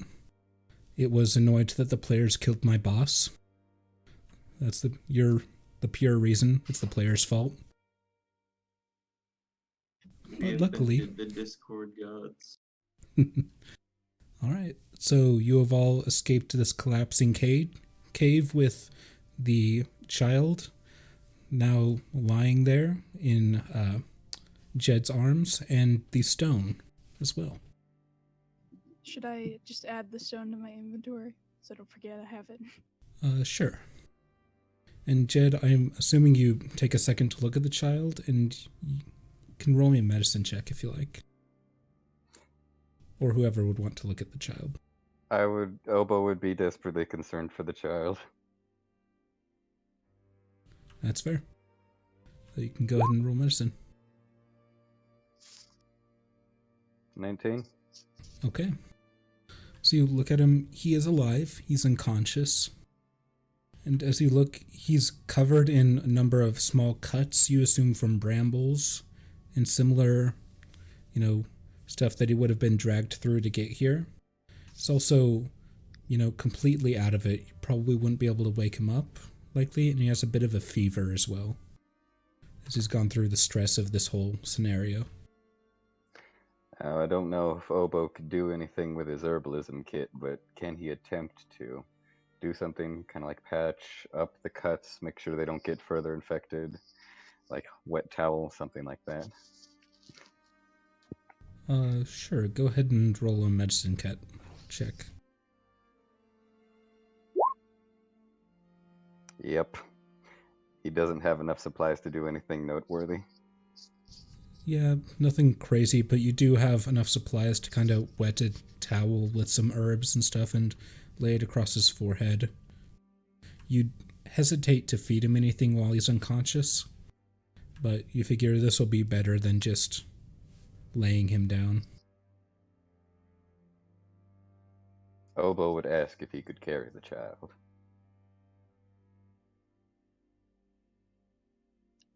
That's kind of creepy. Well, Just we have to kidding. get him to we have to get him back to somewhere safe, and I suggest we start moving now. Yes, that's not at all a bad Oh. idea. Sure, if you want to carry him. I already have him in my arms, but I don't mind. And Obo looking like kind of harkening back to what everybody's skin looked like a few minutes ago, says, I would just feel so much better if I could carry him. For me, for my Saki. Yeah, it's still real creepy, but all right, whatever. Thank you. I'm keeping a watch on you, buddy. That reminds me, how are we going to cross the river with the child? Well, Ginger did say there was a long way around. And I Yep, suggest we- long way. We take a long way. Now Does that I imagine he's lighter than Jupo. Yeah. We are not throwing the child across the river. Yes, Yeah, yes. I would draw the line. Human there as child, well. weak. No teeth, no claws. Dumb, too. Can't throw. Wouldn't be able to tie a rope. Yes, can't tie the rope. Does this long way go? Does the entirety of it through this cursed forest or what? No. We go a long ravine. No one to stay in here any longer. And we sleep when we get out. Very well, I can get behind that.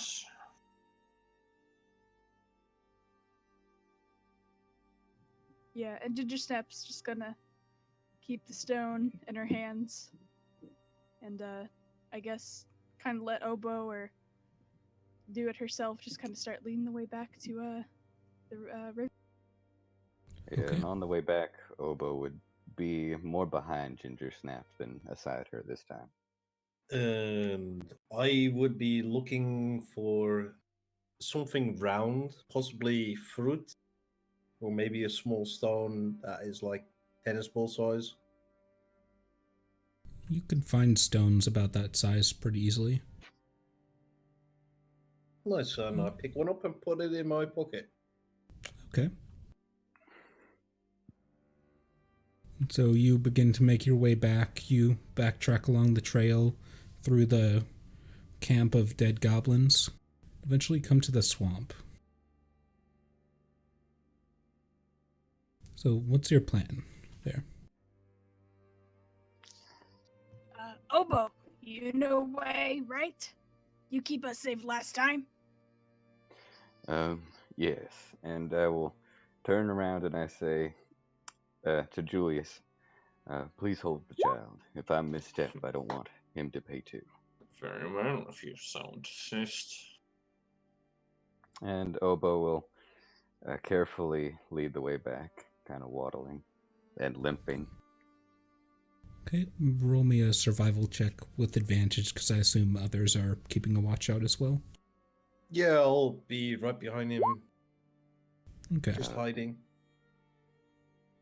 There are a few patches along the trail where the goblin tracks have kind of been muddled over the time that you've been resting and then fighting, but Jeppo quickly grabs your hand and kind of keeps you from stepping off the path. And it's slow, takes you a little bit longer than your way through the first time, but eventually you make it out of the swamp and are back on solid land again. And the kind of air and miasma of decay and uneasiness is lifted from you by this point. Who has the stone, by the way? Ginger Snap Ginger. does. She's keeping very good watch on it.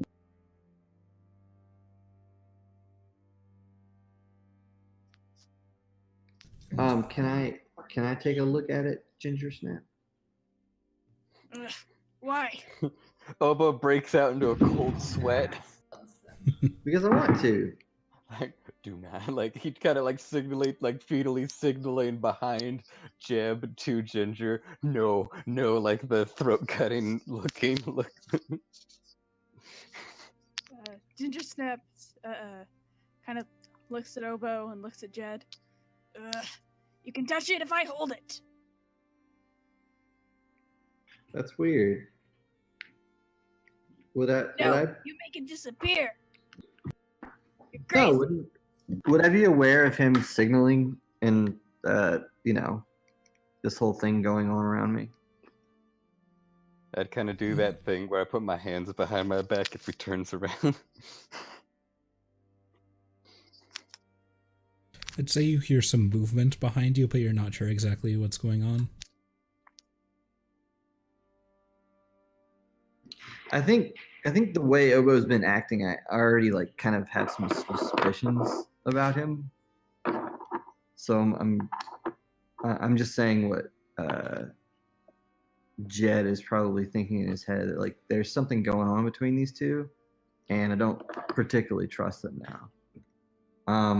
He's gonna probably look at Ginger and say, "Ginger, come on, where am I gonna go? You're a lot faster and tougher than I am." Yeah, you're right. She thinks for a second. Okay, we set up camp first, though. I'm tired. All right. I have no qualm there. So yeah, can Ginger Snap and I assume Obo would help me in this endeavor? Can we find a good place to camp? Yeah. And what time is it by now? By now, probably about 4 a.m. Relatable. Okay. Yeah. Should we just walk? Should Same we just walk TBH. home? It is literally 4 a.m. right now. Yeah, if you So want. that put us at 48 hours awake or longer. Probably What's that? closer to like 22. Oh, okay. I thought we'd. Yeah, sorry. I think we're probably staying in about 28 hours without sleep right now. We're probably all exhausted. Yeah. I did a survival check. It wasn't too good. Yeah. You Tired. are not too familiar and you're tired and bloody. You push over a small bush and like sit down on the ground. Here is good.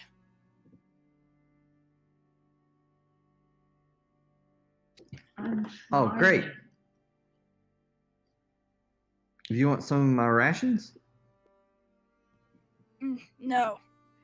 You always eat seeds and berries. I only like spirit sense berries. I have some meat. She shrugs. I bought a bit of bacon from home. So we've set up camp right now, right? Yeah. Can I pull Obo to the side? Possibly. Obo wouldn't resist. I just want to go outside of earshot of the rest. Okay. I want to take you up on the offer that you did a few days ago. And I need your help in crafting something that might be poisonous. And Obo will kind of look down at Joppo and said, "Yeah, I figured you might. You seem the type." And Obo will kind of sit down, kind of like rub his hip because he's really badly injured. And he looks up at Joppo and says, "Now, while I am rather skilled and perfectly capable of making exactly what you're looking for, I have neither the tools nor the supplies in order to do so. If you can get me those, I will happily make them for you." What kind of tools are we talking about? Because I have the supplies. It's literally called the Poisoner's Kit.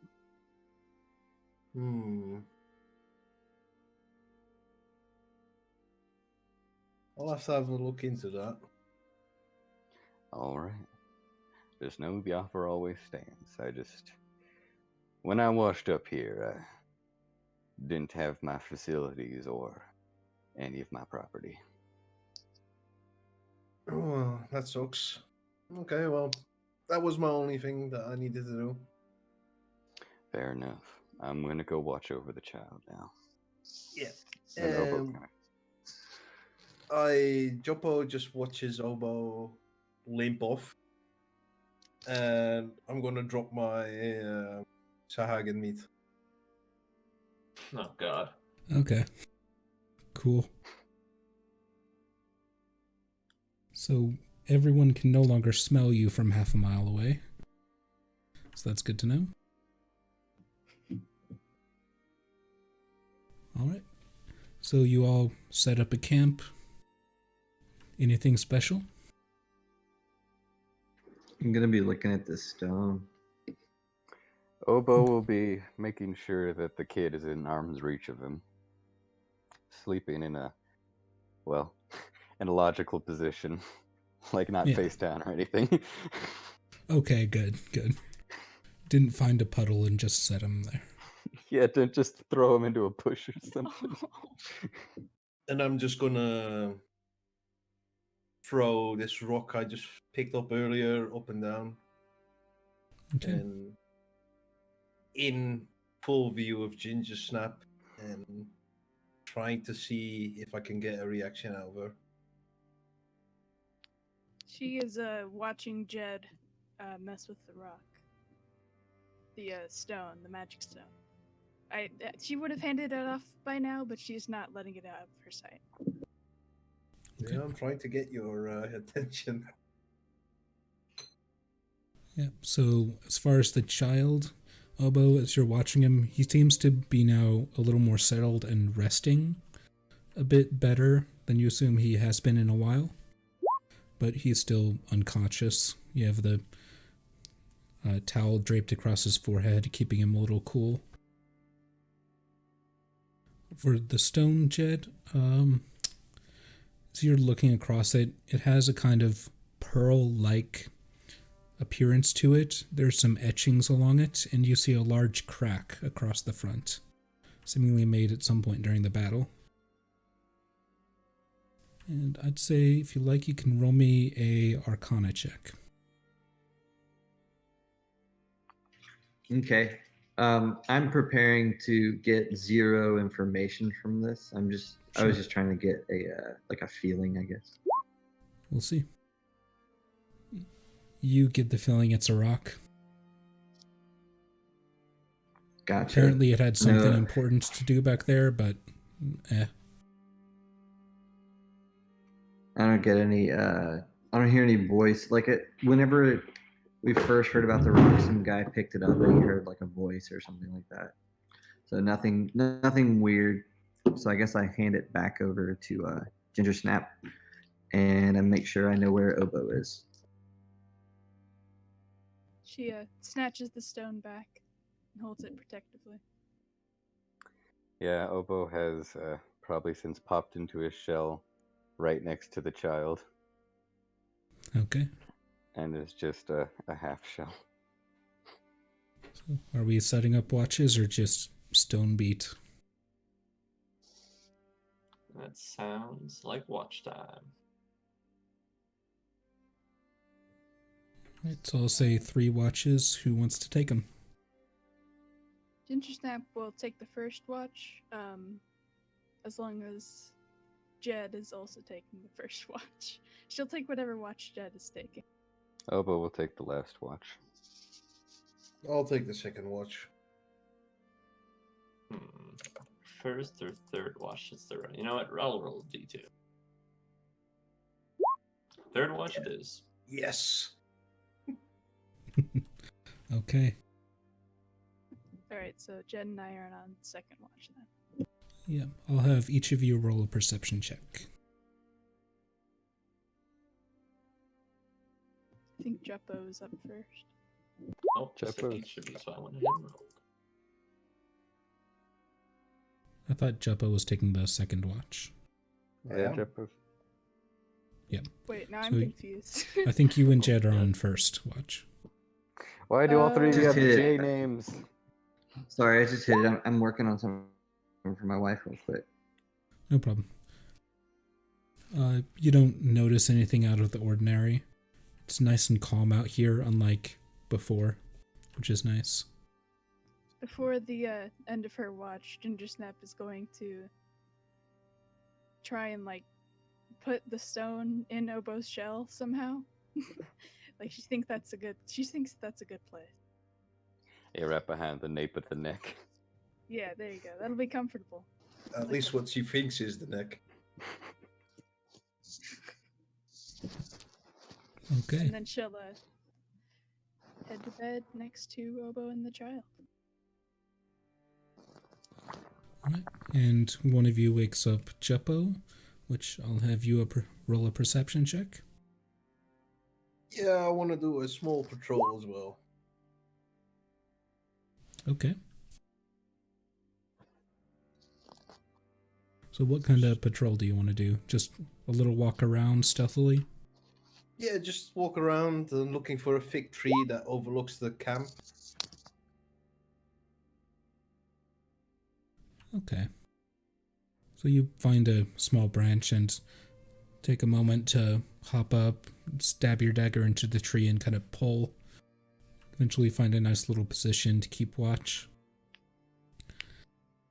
You see some movement off in the distance. You kind of glance quickly behind a bush and you see a small deer just kind of pass through and keep moving.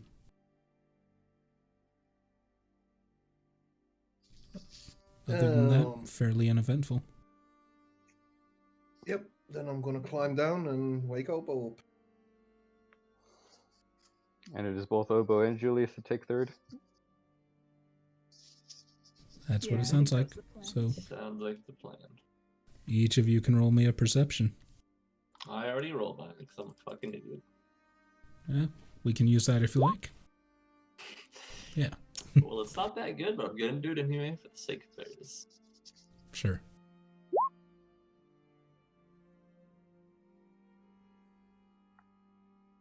Okay. That's a 19 for Obo. Although as you're glancing around, keeping watch, you don't really sense too much. You glance back in the direction of the swamp a few times, like you're sure that you sensed something or something feels off, but you glance back and there's never anything there, never anything actually moving anywhere. So what Obo would do during this time that he has with Julius? See what I don't know, what would Julius be doing during this? More than likely, just sort of sitting nearby, probably under a tree if there is one nearby, or something like that. And he has a book out, and it looks like every once in a while he's sort of scribbling. Obo would also go over to the tree, making sure the child is still within line of sight, but he'd kind of sit down at kind of like a 90-degree angle on the same tree to Julius and say, and Julius, it's perfectly sorry to disturb your reading, but I just had something that's been bugging me. Well, I'm not doing much reading as I am writing, but feel free to ask. And you don't have to talk about this if you don't want to, but I'd like it if you could be straight with me. Are you... From what other half-orcs I've seen, both here and back home, you are a massive outlier.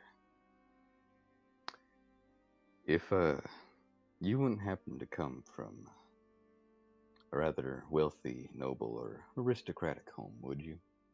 That makes sense, yes. I am a firm believer that the environment that one's raised in has a far greater effect than their so-called lineage. I'd agree. But that's a yes, then. To put it simply, yes. I don't suppose your family, and pardon me for not knowing, I'm not very new, well, I'm pretty new around here. They weren't at all fans of slavery, were they? As far as I'm aware, my father never made it a point to buy any or sell any, although as far as personal matters on it, it's not exactly something that comes up in conversation often. And me as a player, I believe Julius, but Obo would like to make an insight check. Go ahead, and Julius could make persuasion. Sure. So let's see. Yeah. All in all, you're pretty sure he's telling the truth. And at that point, Obo would get a lot less tense, and he would actually smile and look over at Julius and say, Julius, I know we've only known each other for a short time, but you're a good man, and you've got a good heart. I can tell it. Thank you. I appreciate the sentiment, at least. And Obo would kind of get back up and go, just walk around the perimeter of the camp as a little last-minute patrol before waking everybody. All right. So dawn breaks. After a while, you all begin to wake up, and then the rest of you wake up as the bustle of your friends putting away their bedrolls and packing up, getting ready to move out. The child still hasn't woken up by this point. Could I do another medicine check to make sure his condition's not worsening? Sure.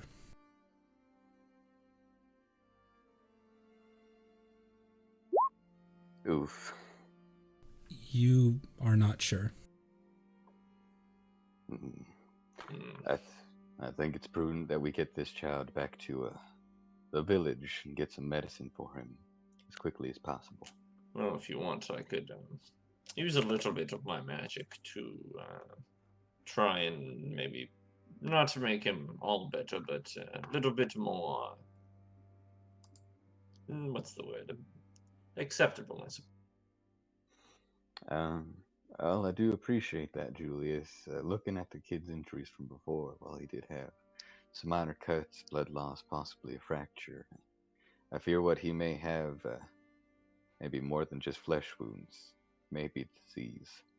Well, I mean, it couldn't do any harm, now could it? You're right. And I kind of, while cradling the child, hold him up to Julius. All right.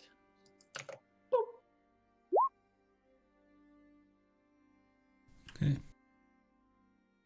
So you cast the magic, you see it take effect, seems to kind of right him up a little bit.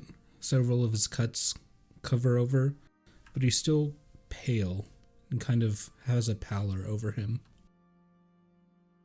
Gingersnap would, at this point, walk over to fish the stone out of Obo's shell, just casually. I think Obo probably would have noticed the shell at the stone when he woke up, so it is firmly in his bag.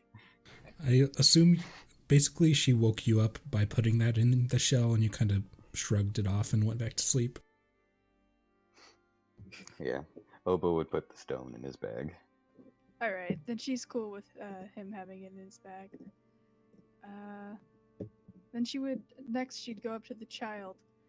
Can I sniff the child? I don't. You know how dogs can kind of smell disease. I don't know. Like I'm thinking, those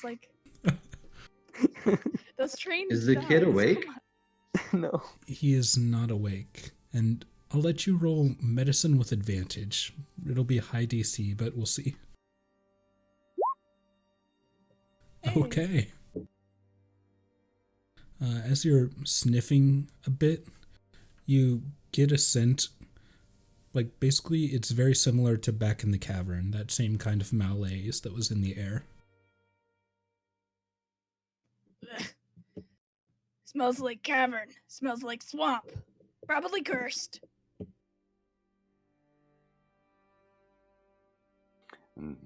It is as I feared. I do not have anything to deal with this curse at this time. We should move out. That's the best course of action. The sooner we get him back to town, the sooner the others can look over him. Yes, yes. If alive, we get paid.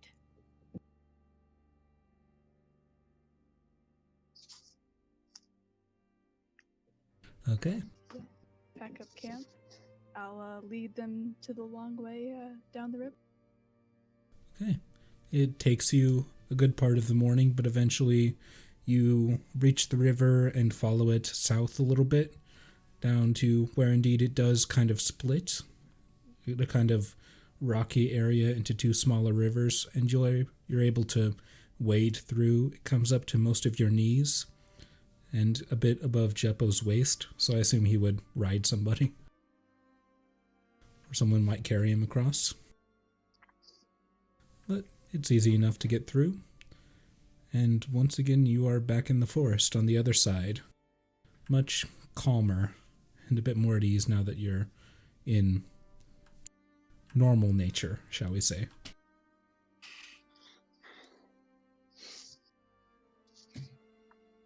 Do we notice any change in the child since we're in normal nature now?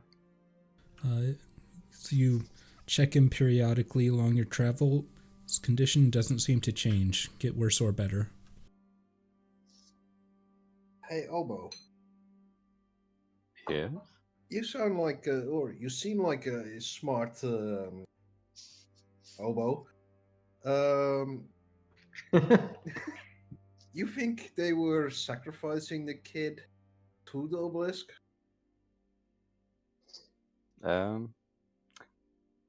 DM, would Obo suspect of that? You could roll me Arcana if you want. Well, That was fucking Jeppo- weird. Well, Jeppo, I can't say I know at all what they were doing. But what I do know is that it was dark and it was not right. Well, the reason why I'm thinking this is when we took the stone, the white stone, pearly-lescent stone out of the obelisk, the cavern started to deteriorate. And so my theory is the white stone was powering the obelisk. So would it also be a way to wake up the child? That's an interesting theory. Can't say I know too much about that, but how would you recommend us go around waking up a child with a pearlescent rock? Or we could always try and hit it over the head with him. Yes, yes. I don't think that's a very good idea. So, Well, you Jeppo, know- that may be a solid start. In my professional medical opinion, Head trauma is not too helpful for someone in recovery. What if it's stone that makes him sick?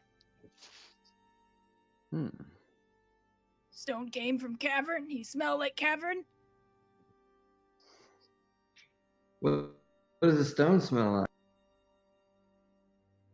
like? Probably cavern. Don't want to try.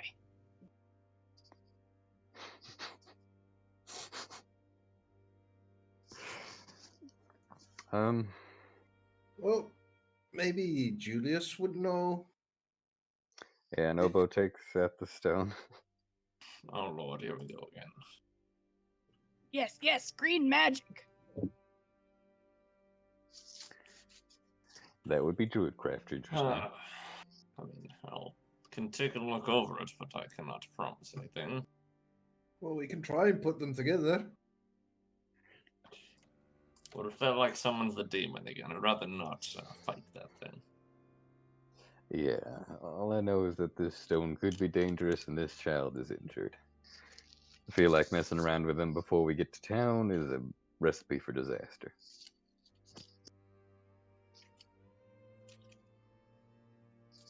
Okay, so continue forward.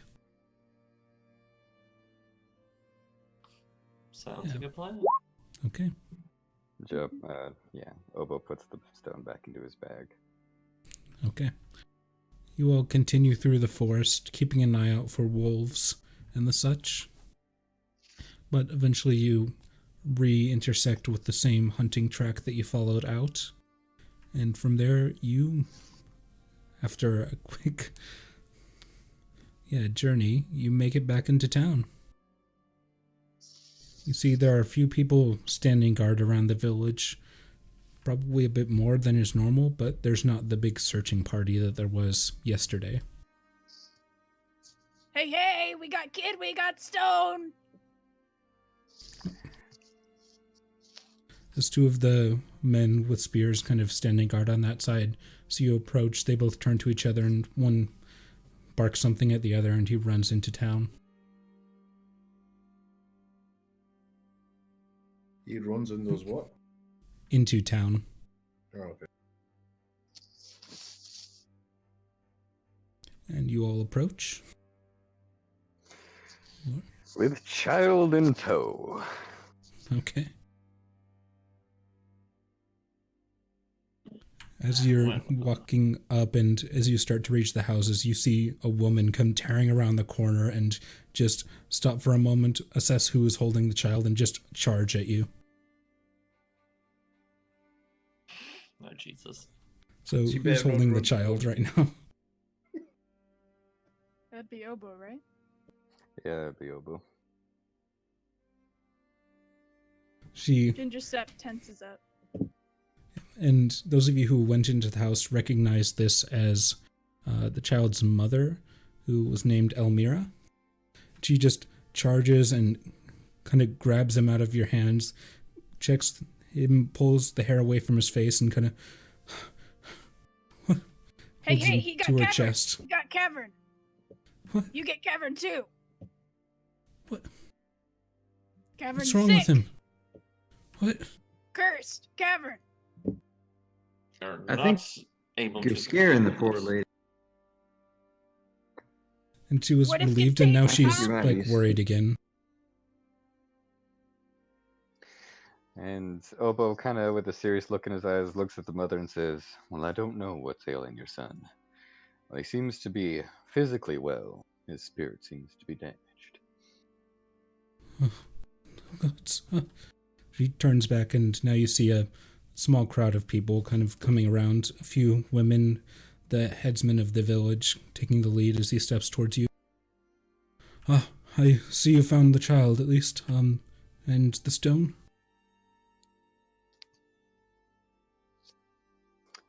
Yes, and Obo will take the stone out after he hands over the child to the mother. Good. And he glances down at the unconscious kid. See, well? I am unsure. I was hoping, if at all possible, you could give me some time. If you had any medical supplies, I might be able to do something, but I, by myself, am useless. You got him back. You're far from useless. Please bring him here. Bring him here. And he gestures the woman with the child and you all forward as well, as he runs back into the central of the village. Basically, you assume his home. So he runs inside. And after a moment or two, he comes out with a scroll. And what is that exactly? Well, we're not exactly a part of the big city, but they at least like to keep out a watch out for us for all the providing we do. So they provide these kind of scrolls of dispel magic for us in case of this kind of exact situation. There's a lot of crazy stuff that can go on out here. Here, Fair hold him enough, I still. suppose.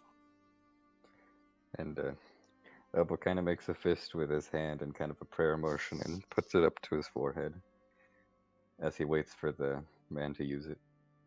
Okay. And he unrolls it and for the next few minutes kind of deciphers, mutters some incantation phrases and stuff.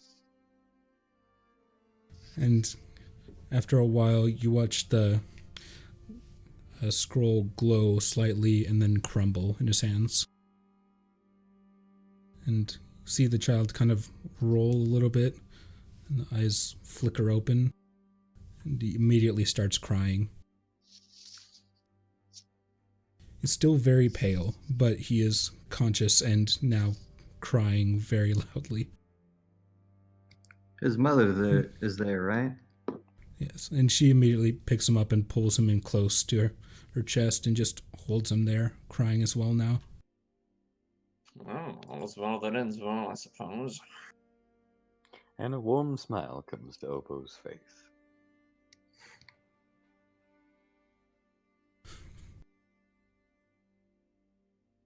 Coin, coin.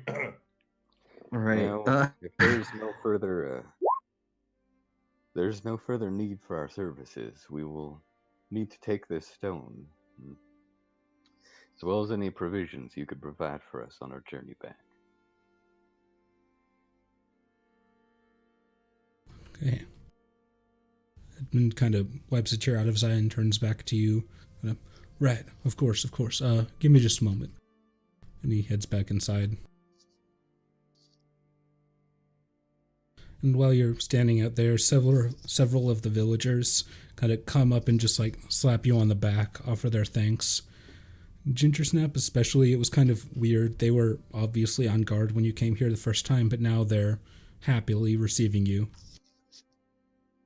Kind of reaching out to shake your hand. She's very uncomfortable right now, for multiple reasons. Yeah, get used to it, Gingersnap. And Obo will explain to Gingersnap that, well, I'm not sure how things are here, but this appears to be a sign of acceptance from their tribe.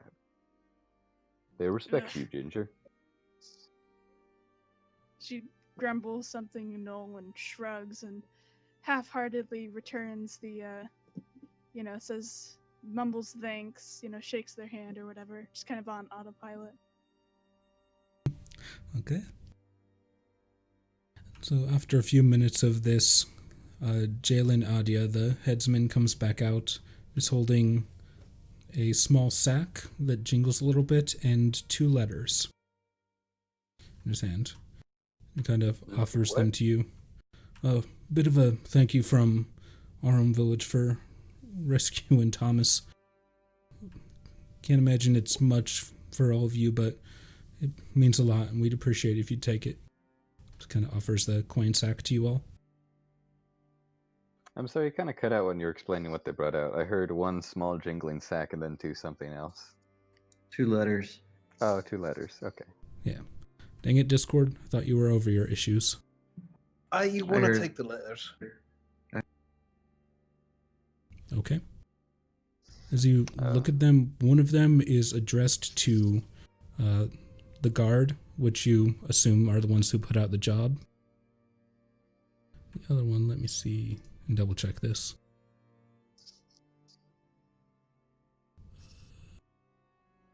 I mean, we have no reason to refuse it, I suppose.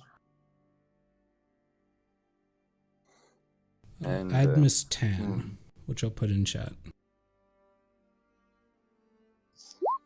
And Obo would take the small, apparently coin pouch. Yeah. And begin And counting.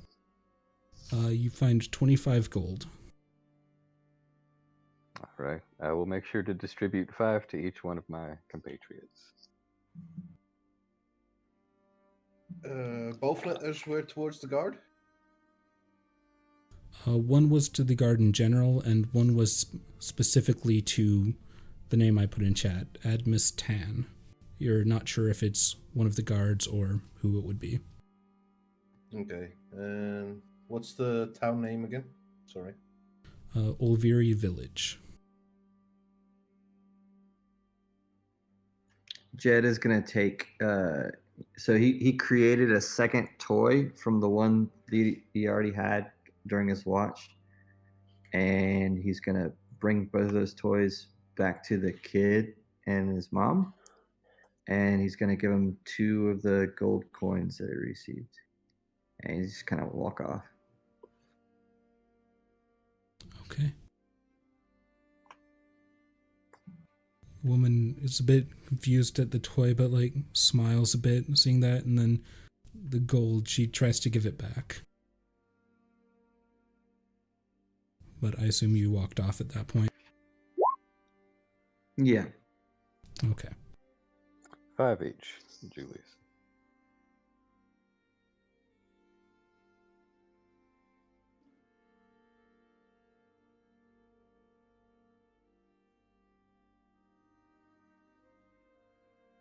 Yeah, and when Obo hands out the 5 to Ginger, he also has the 10 that Ginger gave her earlier, so he'd also try to give that to her. No, keep both. No want. Very well. I will watch it for you.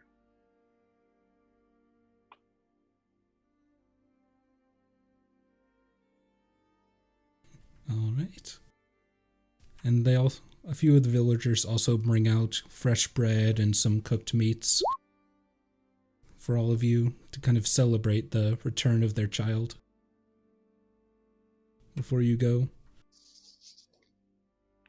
And Jalen does offer, we have some open beds if you want to spend the night in safety. Understand if you need to be on your way, but we do owe you greatly. Well, Jed, I appreciate it very much. I can't speak for my compatriots. I saw what this stone did, and I want it in my possession as little as possible. So I'll take it. No. I take. Hand I it to want me. stone.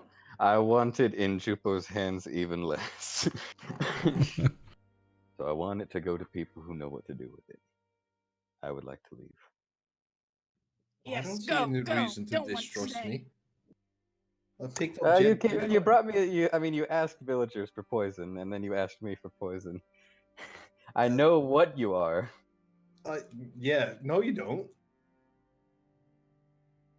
I know what kind of man would use poison. That's you just created a link out of character. Well, okay. Alright. So you all begin to prepare your journey. Get some nice food instead of hardtack, which is a very welcome change. And anything else in the village before you make your way? Nah, I don't have any plans. Okay. As we're leaving, Obo's gonna be like, "Yeah, that child's probably gonna be scarred for life." Yeah, better scarred than dead, I suppose.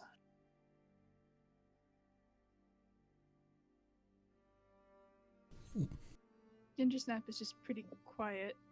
She just has a very blank expression.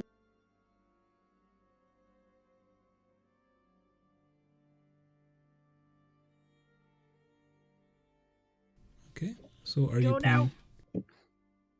planning to take the forest again or go by road?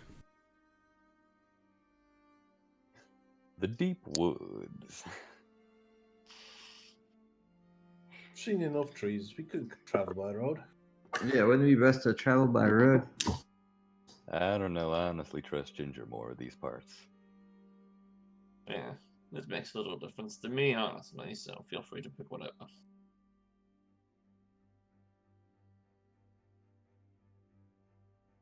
Yeah, Ginger Snap would start leading down the forest. And Obo would both follow and attempt to help. Very well. Okay. So you continue on following roughly the same path as you took the same first time. It's a bit different as there are like wide swaths of forest that have been destroyed by, you assume, a boar. A very large one.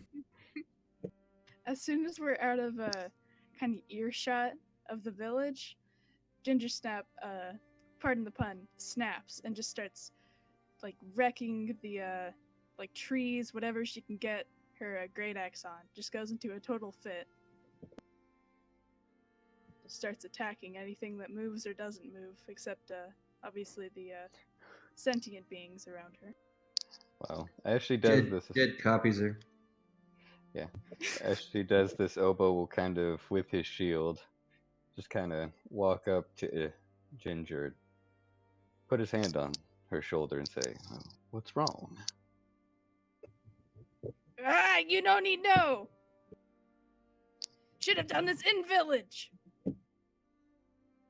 And- Well, And looking at Ginger, it just kind of sighs. It's just, Ginger, whether you may not like it or not, they brought us closer. I'm sure this is difficult for you now, but it will all be worth it soon. She kind of snaps and snarls and slowly winds down, comes out of her little rage. And I'm confused. She's should be homesick. dumb. You dumb. And I Why? just kinda Why walk would up you to- want to do this to the village? Don't No, just- matter. We go sitting now. We no need talk. Just fight together.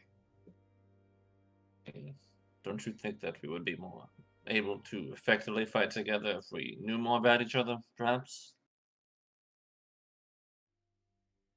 I disagree. We all have our secrets. I'm not saying we have to reveal each and every, bit of our intricate personalities, but a fine understanding of the basics does wonders. No. I fight. That's all you need to know. I fight. And she stomps off, just kind of angry. I actually She's agree got with the whole her. fit. I actually agree with her and start walking behind her, following. Small right. Small has nice sword and right.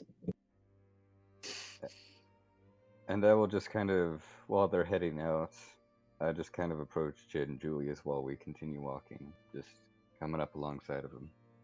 I do not wish to discuss her personal matters without her consent, but when she's comfortable enough with you guys, she'll tell you in due time. Right now, it's, I guess the simplest way I could put it is, she's a little homesick. I mean, we all have our own issues. I don't expect us to openly discuss them with each and every person we meet. Exactly. And Obo would kind of keep up pace with Ginger.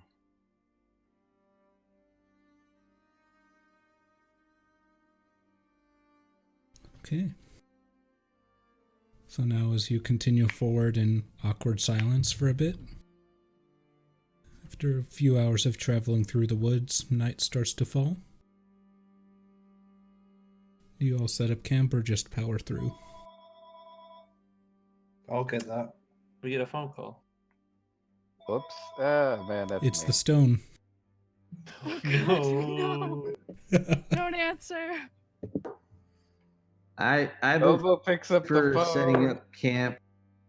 I'm gonna say to Ginger, Ginger, I would really appreciate if you could stop right now to set up camp. I got really beat up the other day, and it'd be real nice of you to stop. Yes, fine. Don't want to sleep in city anyways. And she starts looking for a spot. Okay. Obo would like to help her. Easy enough. You find really nice spots. This is a pretty great forest for camping. You can see for a little ways, which is nice between the trees.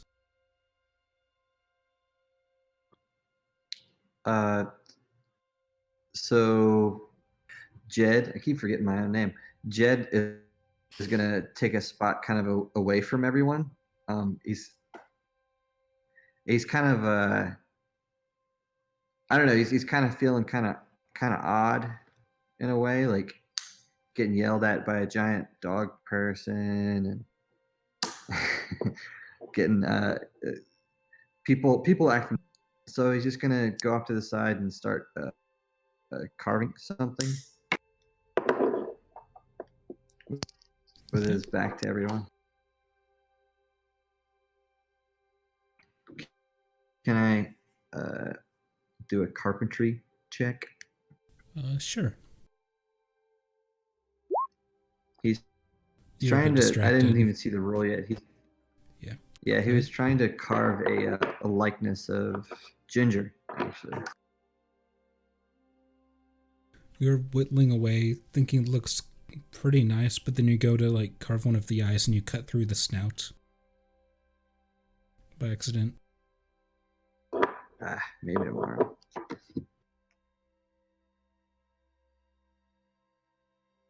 I wanna study these letters before I go to sleep. Okay. So, should we you, take watches after that? first for the letters, as you go to open them, you put your thumb, and as you look at the seal, you see arcane runes kind of stamped into there. Okay, so I really study that.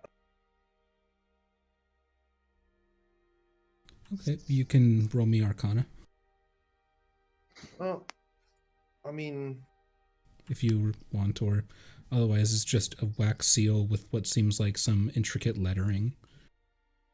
that's fine. As long as I can reproduce it later. Where are you gonna get wax out in the wilderness? Oh.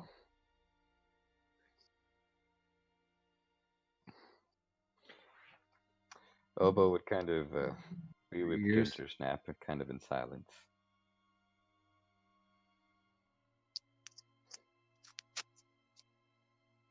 So, and you're opening and gonna read the letters, Jeppo? Mm-hmm. Alright, which do you start with? The Admistan one's got me interested. Okay. As you reach your thumb and kind of pry it open, kind of pop the seal, you see a faint flash on the seal. Oh, good. Faint flash, what? Like the runes around the seal kind of flash as it breaks. Oh, okay.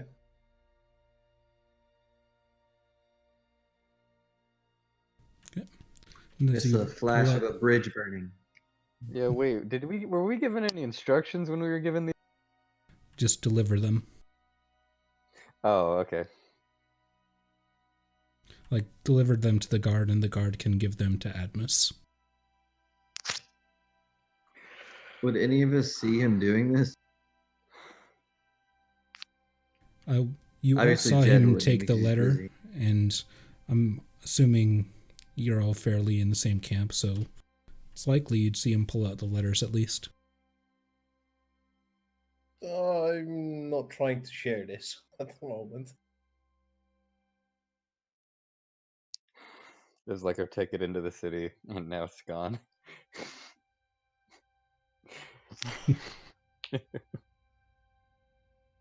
Okay, so you open that letter, pull out the paper, and as you look at it, the paper shimmers slightly and it is blank. And it's what? Completely blank. Okay. Then I would like to reseal it. How are you going to reseal it? Using my forgery kit as well as my background. You Fair. can't put poop back in a butt. Okay, you can go ahead and roll me a forgery kit check. Attribute. Let's go dexterity. Sure.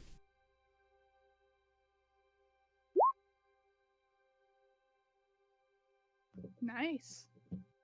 Right.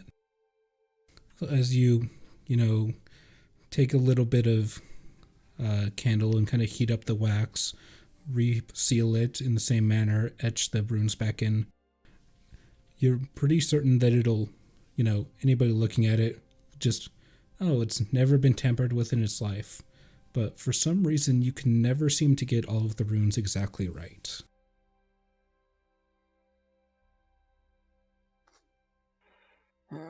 But at a glance, seems just fine. Like untampered, right? Correct. Good.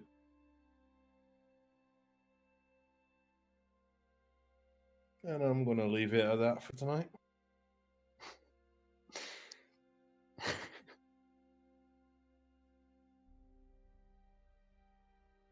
So, watches. Watching. I would like to So, take we'll see. second watch with Ginger. Alright. For the sake Oh. of time, I won't make you guys do rolls or anything tonight. Is there anything you would like to do during the night? We'll see. Not specifically, no. No specific role playing, but Oppo just wanted to have a chat with Ginger. No actual words, just, miscellaneous stuff. Yeah, she'd get into the start of the chat, but kind of looking at the moon, realizing, we need a little time, she would excuse herself and say she needs to go. She needs to go into the forest for a little bit. She needs to go find something. Why? I'm assuming this is during our watch when only we're. Yes. Sure. Need to honor Wild Hunt. Need to go kill something. Doesn't matter what, as long as big. Very well. I'll stay here and watch the camp. Thank you. And she heads off. And we'll try to find kind of the biggest prey item or person, unfortunately, that she can find. Okay, roll me a survival check.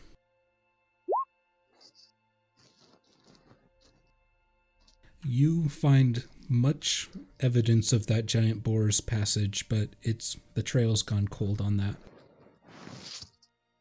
Beyond that, you eventually pick up on the scent of what seems like something you recognize as a bear territory nearby. Yeah, I'm gonna go after the bear. Set my trap. Okay, roll me another survival check. Alright.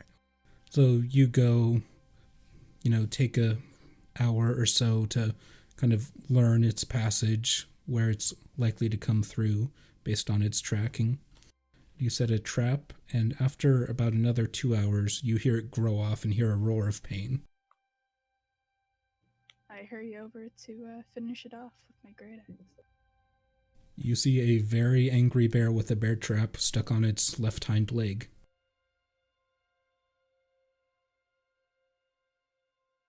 And if you like, we can roll initiative, or you take some damage and eventually take it down. Yeah, I'll just take some damage eventually. Okay. Say you take 7 damage. actually. All right.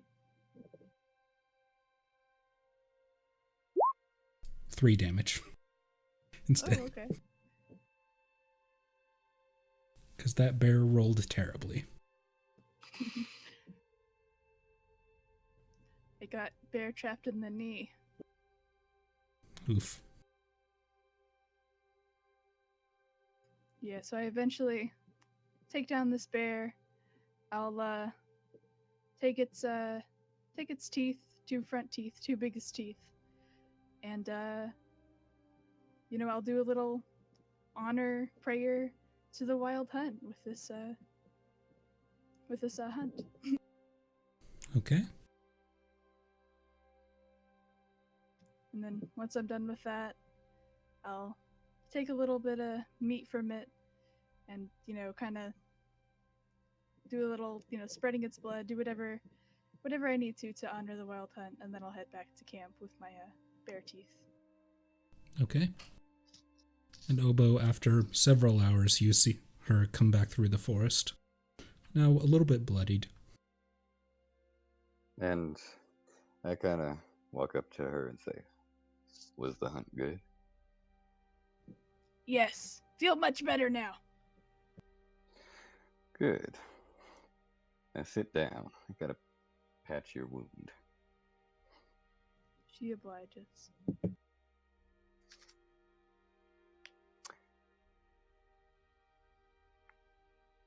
All right. And the rest of the night passes without incident. And you all wake up in the morning. And that's a long rest? Yes. So I'll say you get it after the hunt. Yay. Yeah. Because you probably raged in there and you can get that back. Thank you. It's your snap just like Wolverine healing factor.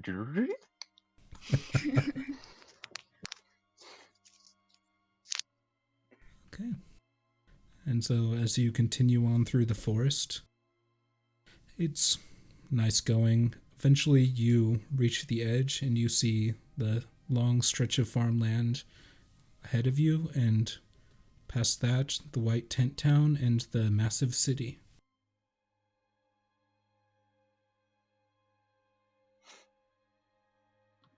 So then, shall we get this underway? Yes, I would like to give this stone to somebody capable of handling it. Yes, yes. Fair enough, I suppose.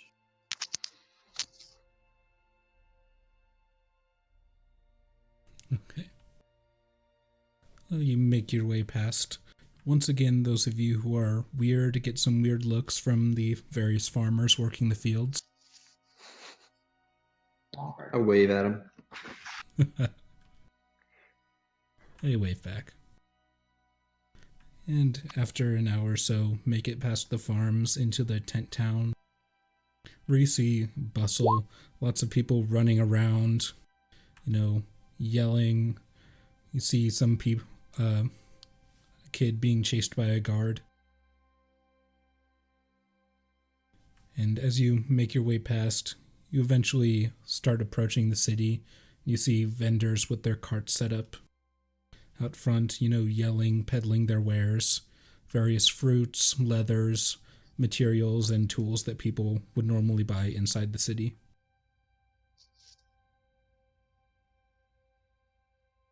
And as you one of the guards near the wall kind of stops you, seeing this ragtag group. All right, can I help you? Yeah, we brought this letter, and I hand him the letter to the guard. All right. He'll take the one that's addressed to the guard and kind of pop it open, take it out and read it. And as you kind of see him pull it out and get a glance at it, it is completely blank. But he seems Completely to... what? Blank. Just like the other one was. But as you look at him, he seems to be reading it just fine. He kind of cocks an eyebrow, looks at you all with a kind of newfound respect. you'd guess. Alright, nice work. Seems it was a bit more of a chore than just a simple delivery. Follow me. And he gestures and turns back towards the gate. As he steps forward, he approaches this kind of guard station, basically a guard Zebo, if you will, as my other campaign likes to call it. I'm gonna kill you. I'm gonna shoot you. I'm gonna gun you down. Oh my god. Yep. Man, I would have waited till we were off recording before saying that, but sure.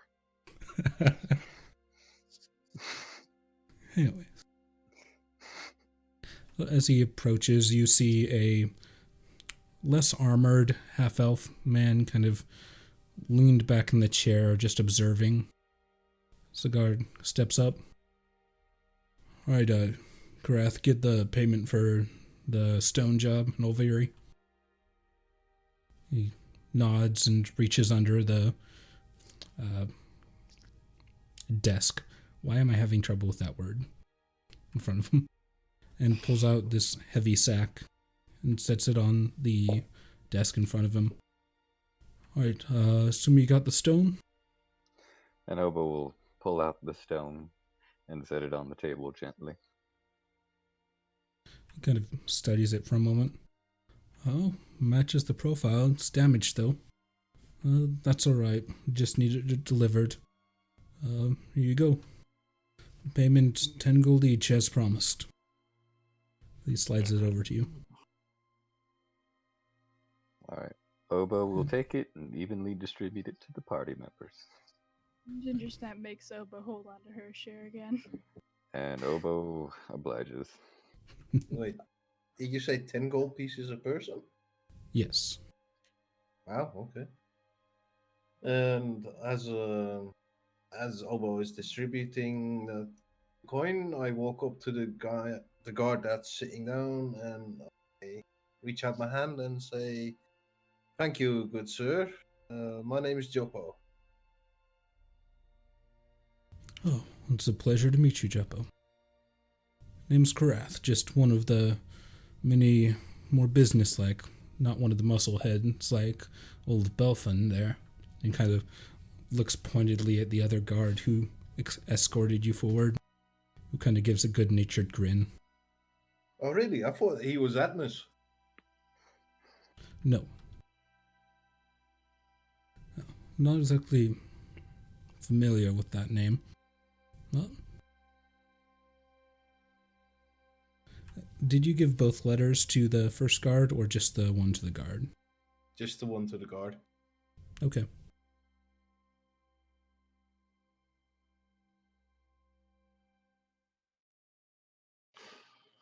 So then, what now? Huh. Well, And Jalen, the headsman, did say just to hand that off to the guards at the gate. But you can do yeah, what you Obo want. would kind of turn to Jeppo, because he was there when those instructions were given, and say, "What about the other letter? Weren't there two?"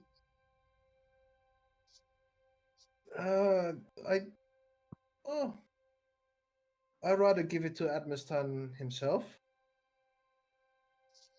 Fair point. Do you guys know where this Atmos might be? Guards kind of look at each other. I'm not familiar. If it's one of the noble folks in town, I mean, we can deliver a message and they'll invite you in if that's prudent, but can't just let anyone into the city to go chasing down some person. Well, you can always tell him we've got a letter addressed to him and it should be delivered personally. Oh, yes, and I think these guards would be more than happy to deliver it personally. And Obo gonna cocks his head and be like, "Jeppo, is there a reason why you're not willing to give up this letter?" Let's just say it was given upon us, and I think we should be the ones delivering it and not delivering it to another delivery for them to deliver it. Makes sense to me. Yes, yes. Other ways sound confusing. God kind of says, it's kind of our job, actually. Well, it's our job as well as adventurers to deliver things. You know, that's Yes, but kind of funny, Jeppo. I've never known you to be a volunteer for more work. That's rather noble of you. Oh, I am noble after all. Do the guards Mr. believe that he's Guardman. noble? I'll say, Jeppo, you can roll a persuasion check with advantage because Obo is helping you, I guess. Am I Or think someone I is might have helping shot you. him in the kneecap. Yay, Jeppo! I think it's because he said he was a noble. That's true. Alright, we can send a message up to him. Tell him he's got some folk coming from Oviri that have a letter for him. Say they need to deliver it personally. Alright.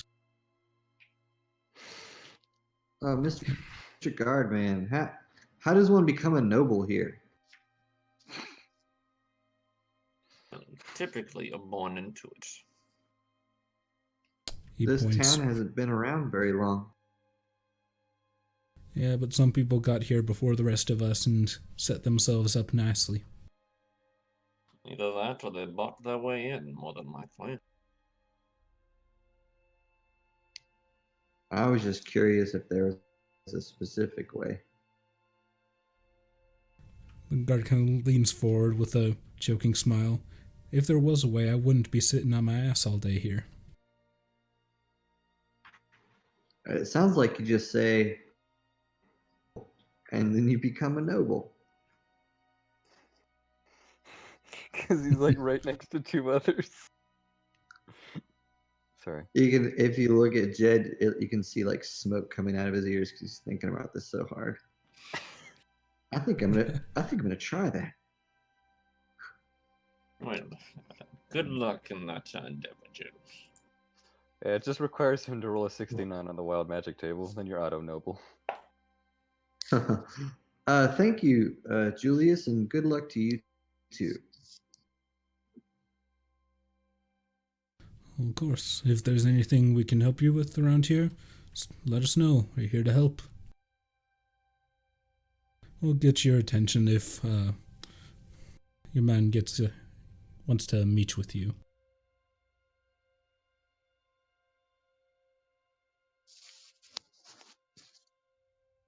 Very well then. Was there anything else that is needed or wanted of us? Will they be able to find us at that place? I wrote it down in my notes. 1 second.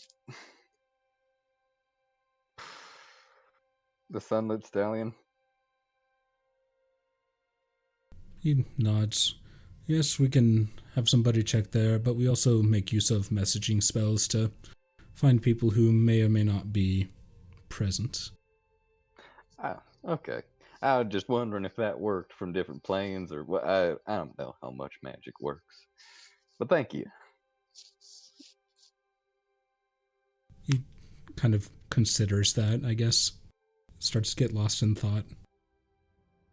It's clear magic isn't his forte, but he's now wondering as well. It's like see smoke come out of his ears now. Oh god, it's spreading. Jed, what have you done? Lord Jed, thank you.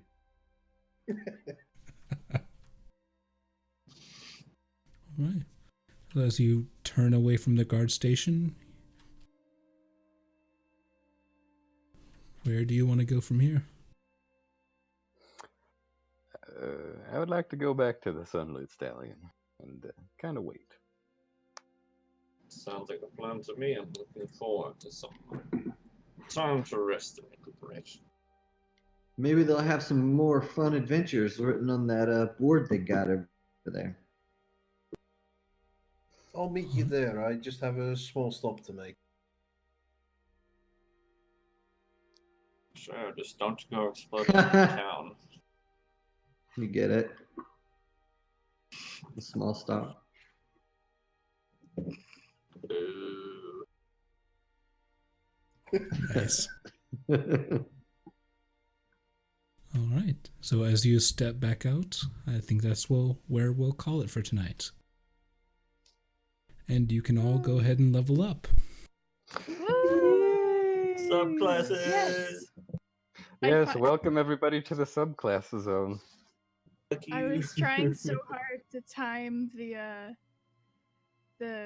ritual or whatever. Yeah. Very nice. All right. Well, that's nice. Level 2 spells are nice. They Also, are. Oh yeah. also doubling my spell slots in a single level also is very nice. Absolutely.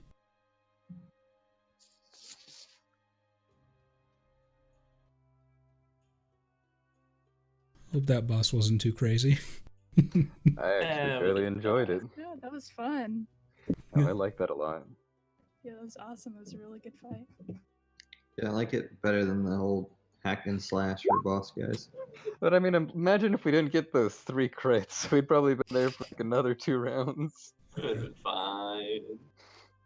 Anyway, Yeah, those of over. you who stuck around on Twitch, thanks for watching. Catch us next Sunday for Exploring Sufuria. Have a good week. Bye-bye. Good week, everybody. Good week. Uh...